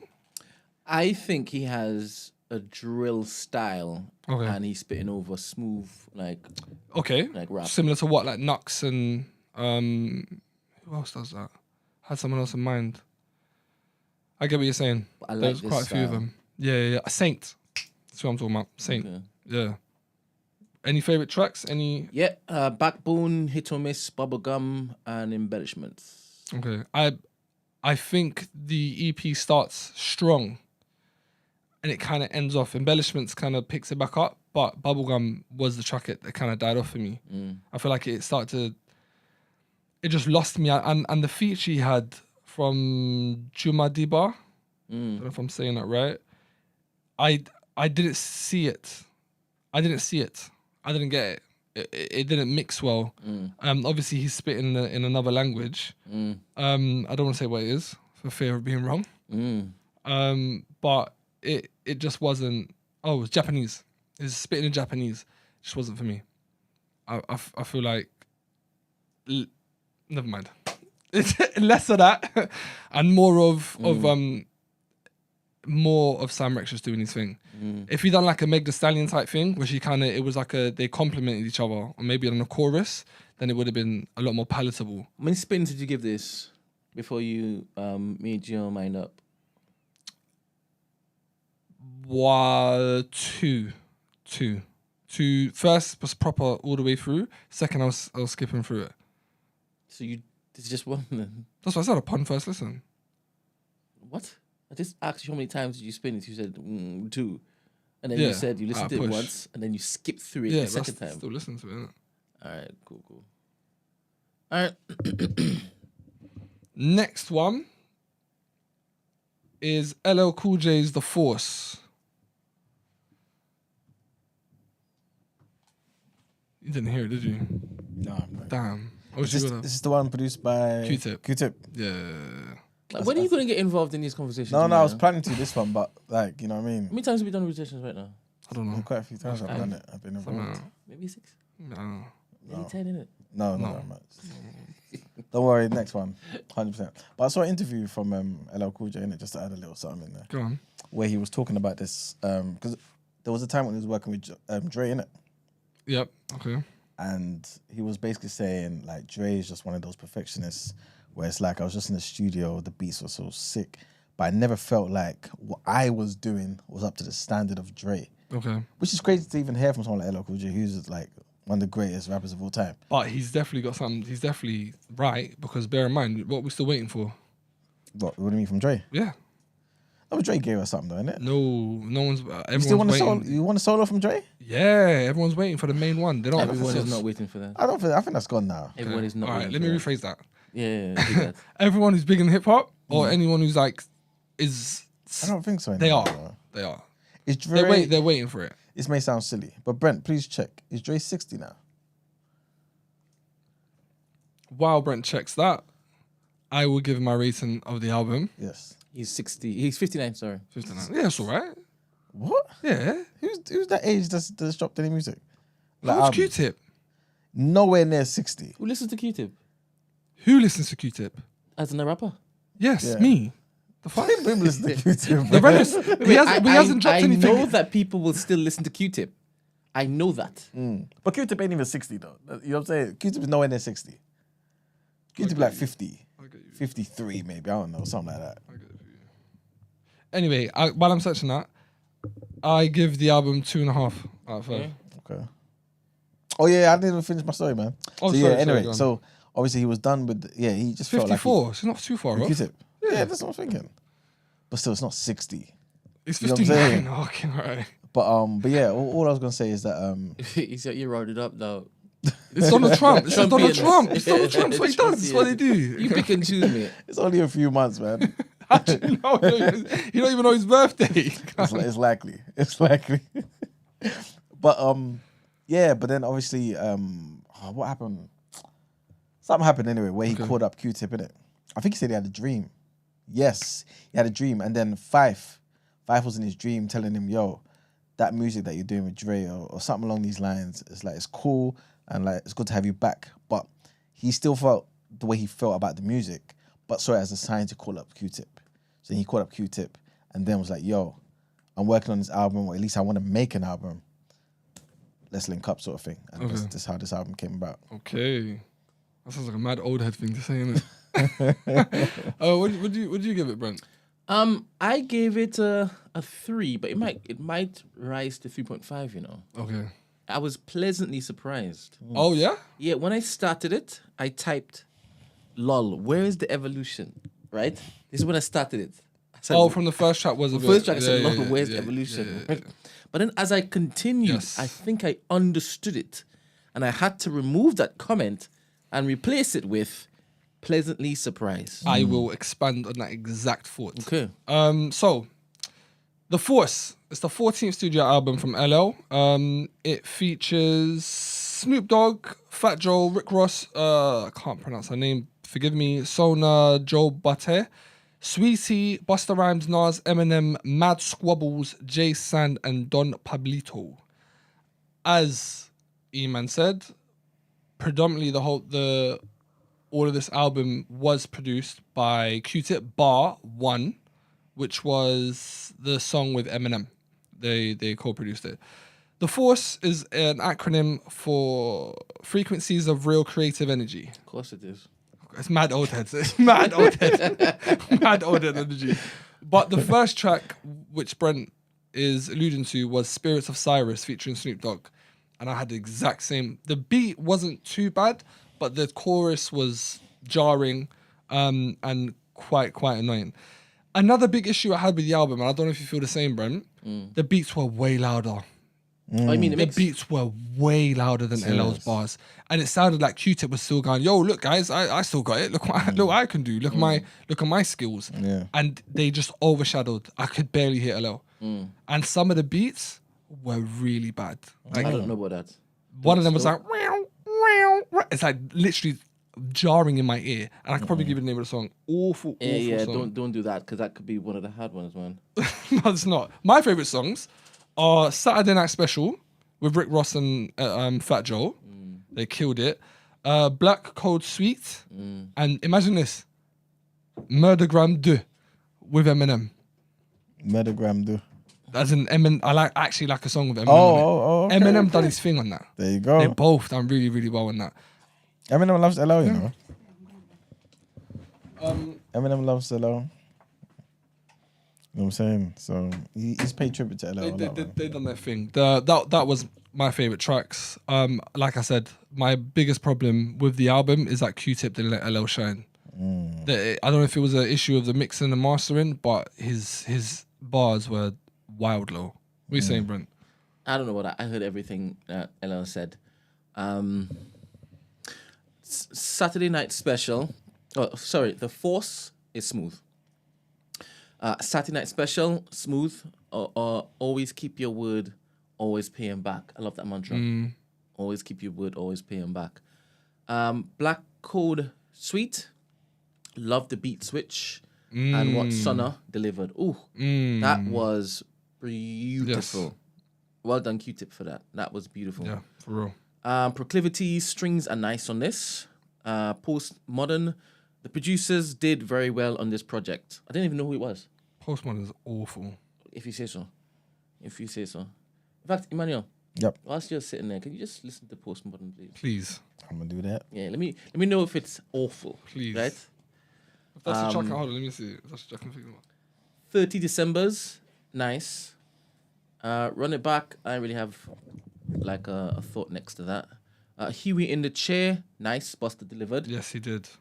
Praise Him, nice verse from Nas. I think Nas should have come stronger than that. What would you expect? What did you expect? Nas, really? man. Just he called Nas and said, "Please, can you?" Yeah, he said, "Please, but can Nas you?" didn't. Nas was like, "All right, I'm gonna basically talk about how I came up." Again. And then he said, "Peace" at the end. Peace, God. Peace, God. Peace to the gods Did and he say earth, God? man. Or did he say That's peace? what they say. No, that's like usually what they say. Peace, God. Okay. Mad Squabbles. This is Dragons and Dungeon rap. What does Gotta that mean? love it. What does that mean? Dungeons and Dragons like rap. Postmodern. If I tell you something is Dungeons and Dragons rap, man, what do you think? I think I'm nerds. Madlib and Oh, nerd, like nerd hip hop shit. yeah, but the stuff think that about he Sheldon and likes, them. No, not stuff I like. But he's talking about like pterodactyls and pterodactyls. Yeah. And paradoxes or the lavadactyls. No, that was lost on me. I didn't get that. Dinosaur rap. Oh, right. Lyrical miracle type shit. yeah. What was that? The vowel, yeah? What's that noise? Sorry about that noise. Was that the vowel you're talking about? Yeah, that sounds electrical. What is that sound?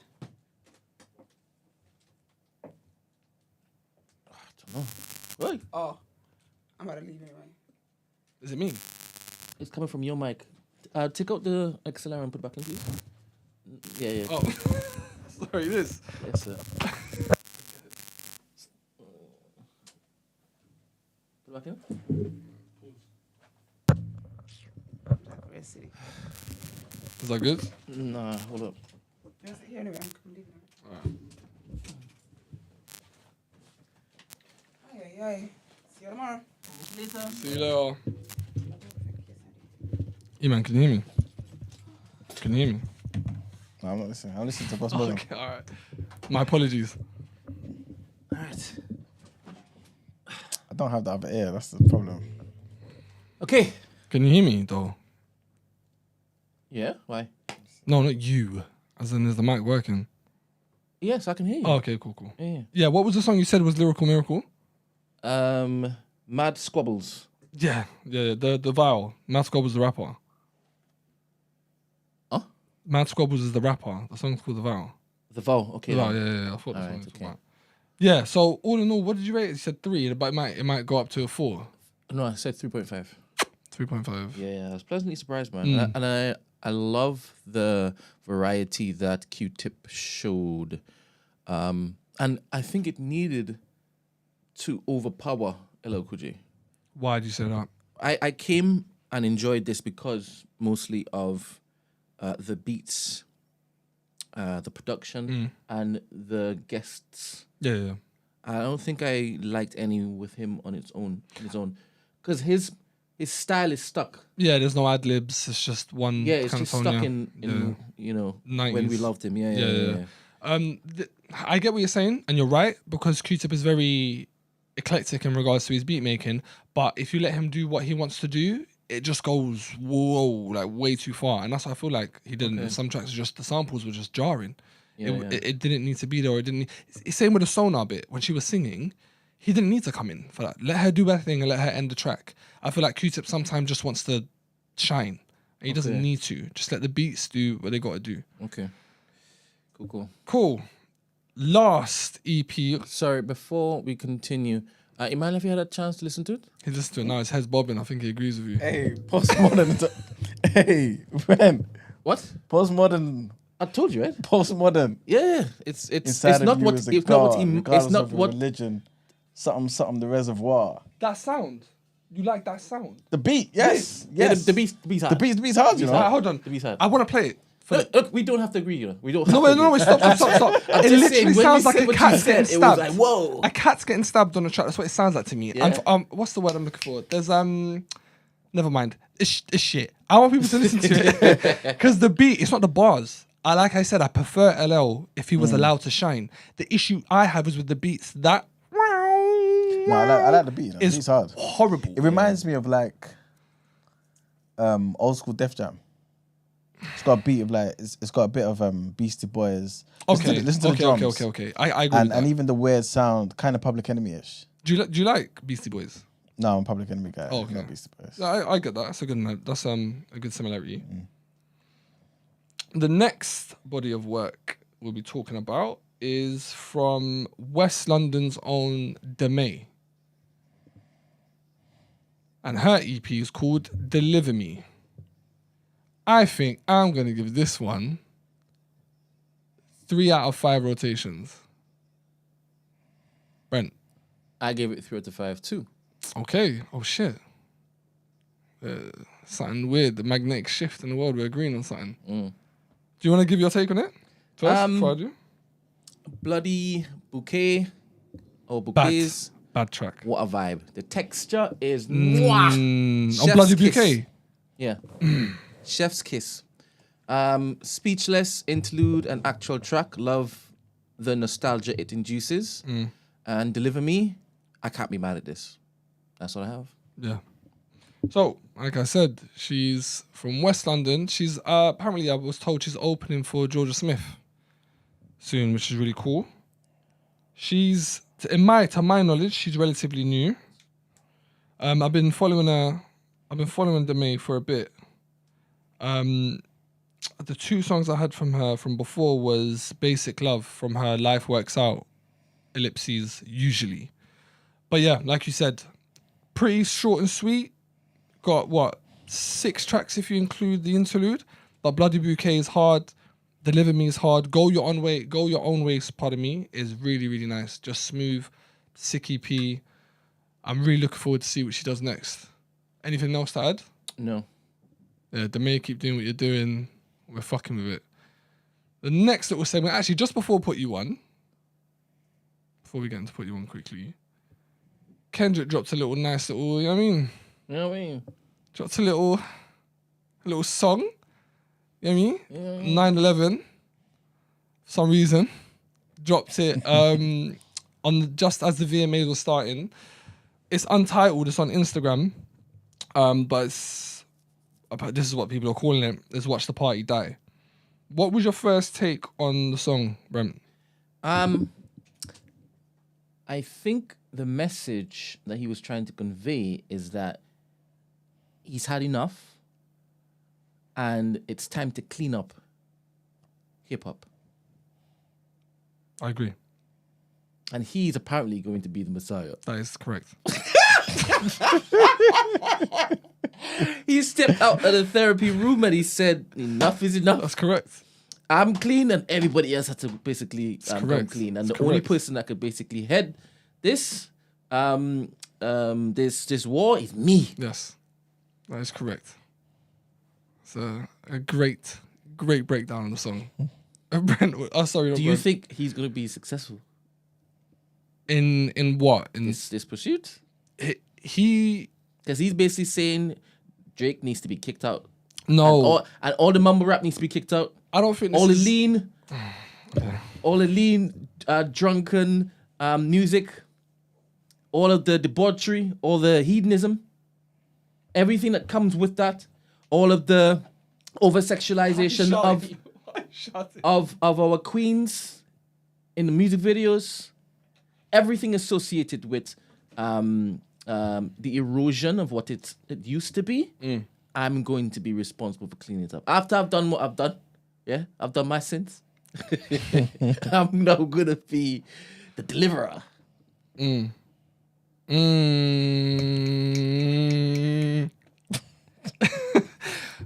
Brent, I get what you're saying.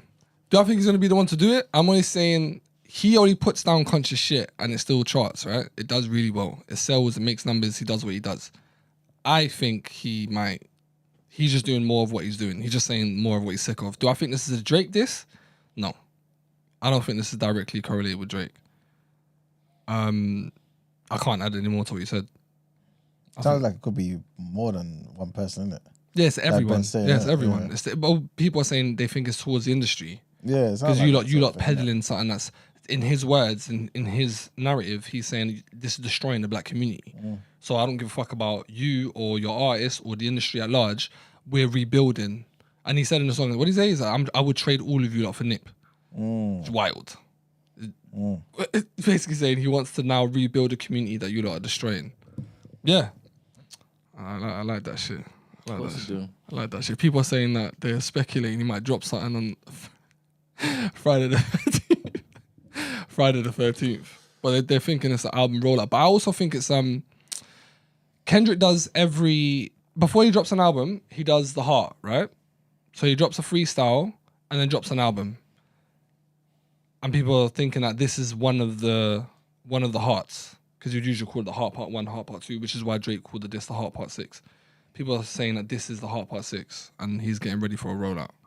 Yeah, that dropped today. Nice little thing to wake up to. Next little segment before we go quickly is Put You On.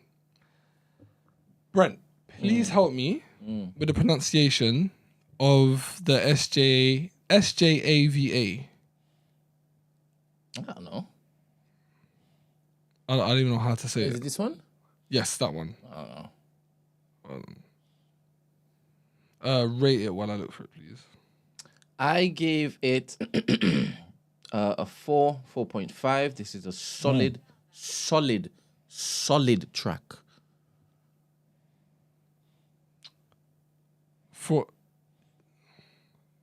Okay. All right.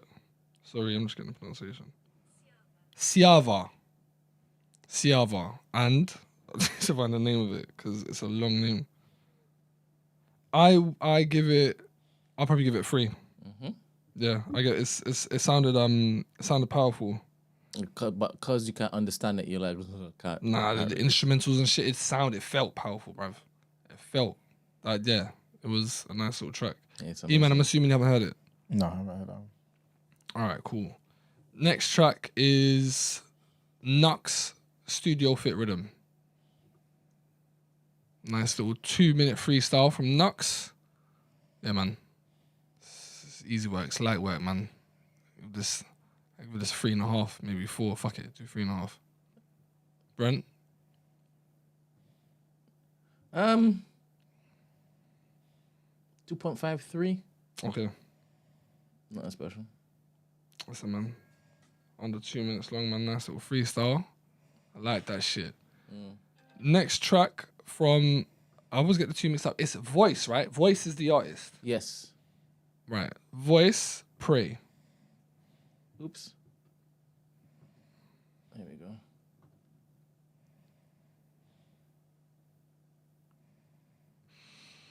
I like the song. I liked it. I think I would give it... What did I write down, actually? I didn't write down anything. I give it 3 out of 5 again. Okay. I like this one. I like it. It's wholesome vibes.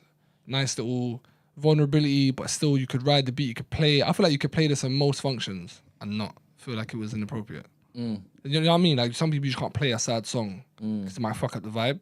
I don't feel like this is that one. He's still singing about... He's going through a lot in that song. Do you listen to soca? No. You do know. That's soca? That's soca, bro. Shit. That's live.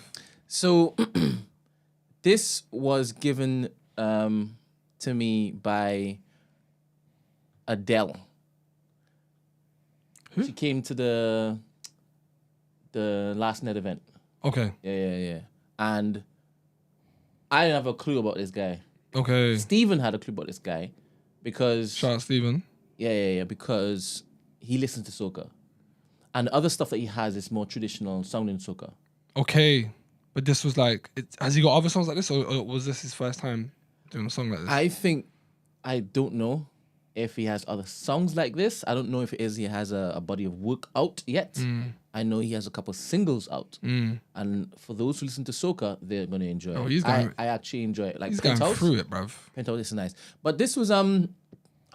This is wavy. He said he had a mental breakdown every day. I was like, shit, it made me want to pray for him.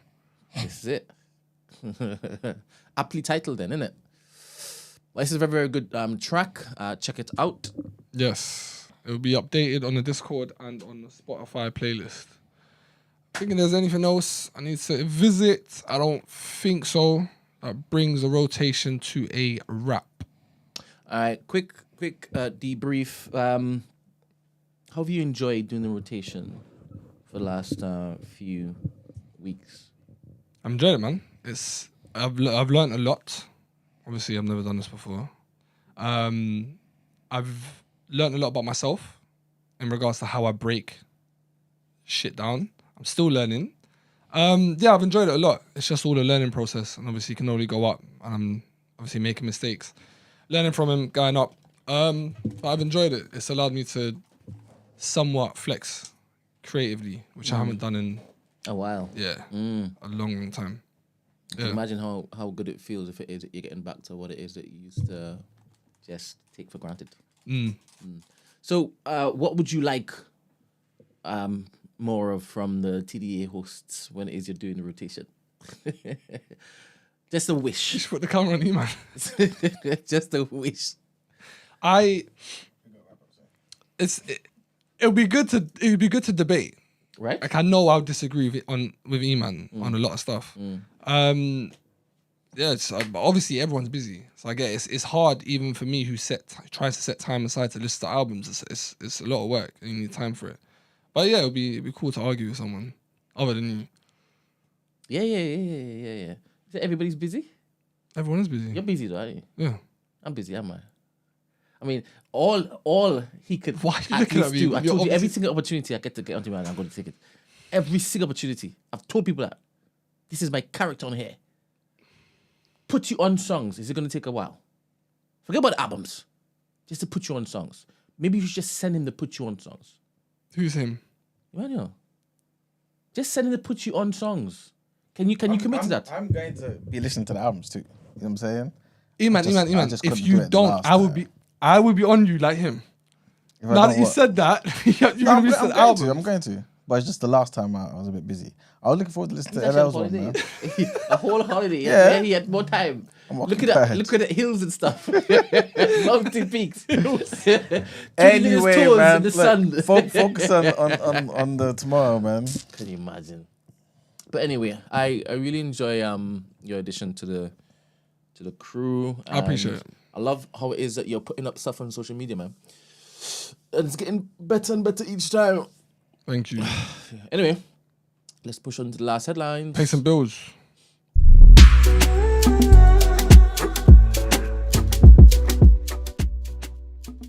Wait to see it. Fuck's sake. Fuck's sake. All right, so straight face. Trigger warning on this one, people. A 14-year-old girl has been arrested on suspicion of arson after a fatal house fire. So police were called to a house in Beedale Drive in Leicester at 4:48 in the morning on Tuesday when a person was found dead inside.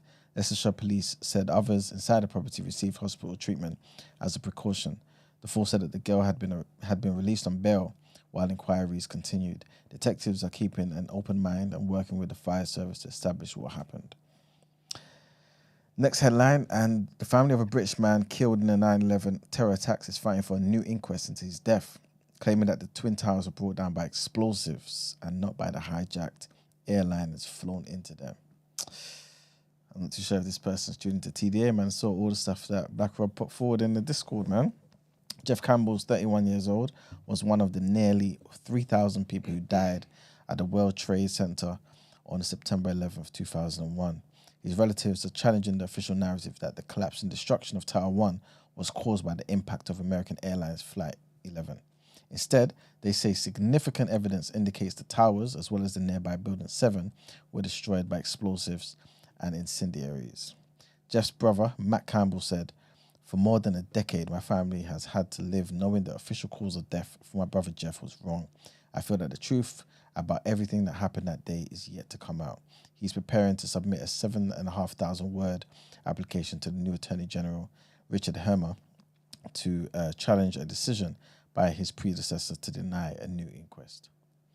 And our last headline, a brother of World Cup winner Paul Pogba will stand trial with 5 other men as part of an extortion case that targeted a soccer player 2 years ago. The prosecutor's office said that Tuesday that Matthias Pogba was ordered to stand trial for the offences of attempted extortion and criminal conspiracy. The court case has not been announced in terms of the date. The 5 others, identified by their first names only, allegedly demanded $14.3 million from the France midfielder and repeatedly intimidated him. They are accused of extortion and attempted extortion by using violence, abduction, and confinement to facilitate a crime or misdemeanor, as well as criminal conspiracy. During the investigation, Pogba said that he paid some $70,000 to the organised group that included his brother. The case became public in August 2022 after Matthias Pogba posted a video on social media claiming that he'd share explosive revelations about his brother Paul, his agent Rafael Pimenta, and Mbappe. And Pogba, his brother, was briefly detained. So I guess we're going to find out more about this as it progresses. But that's it for our headlines. It's time to pay them bills. And let's briefly get into the reaction.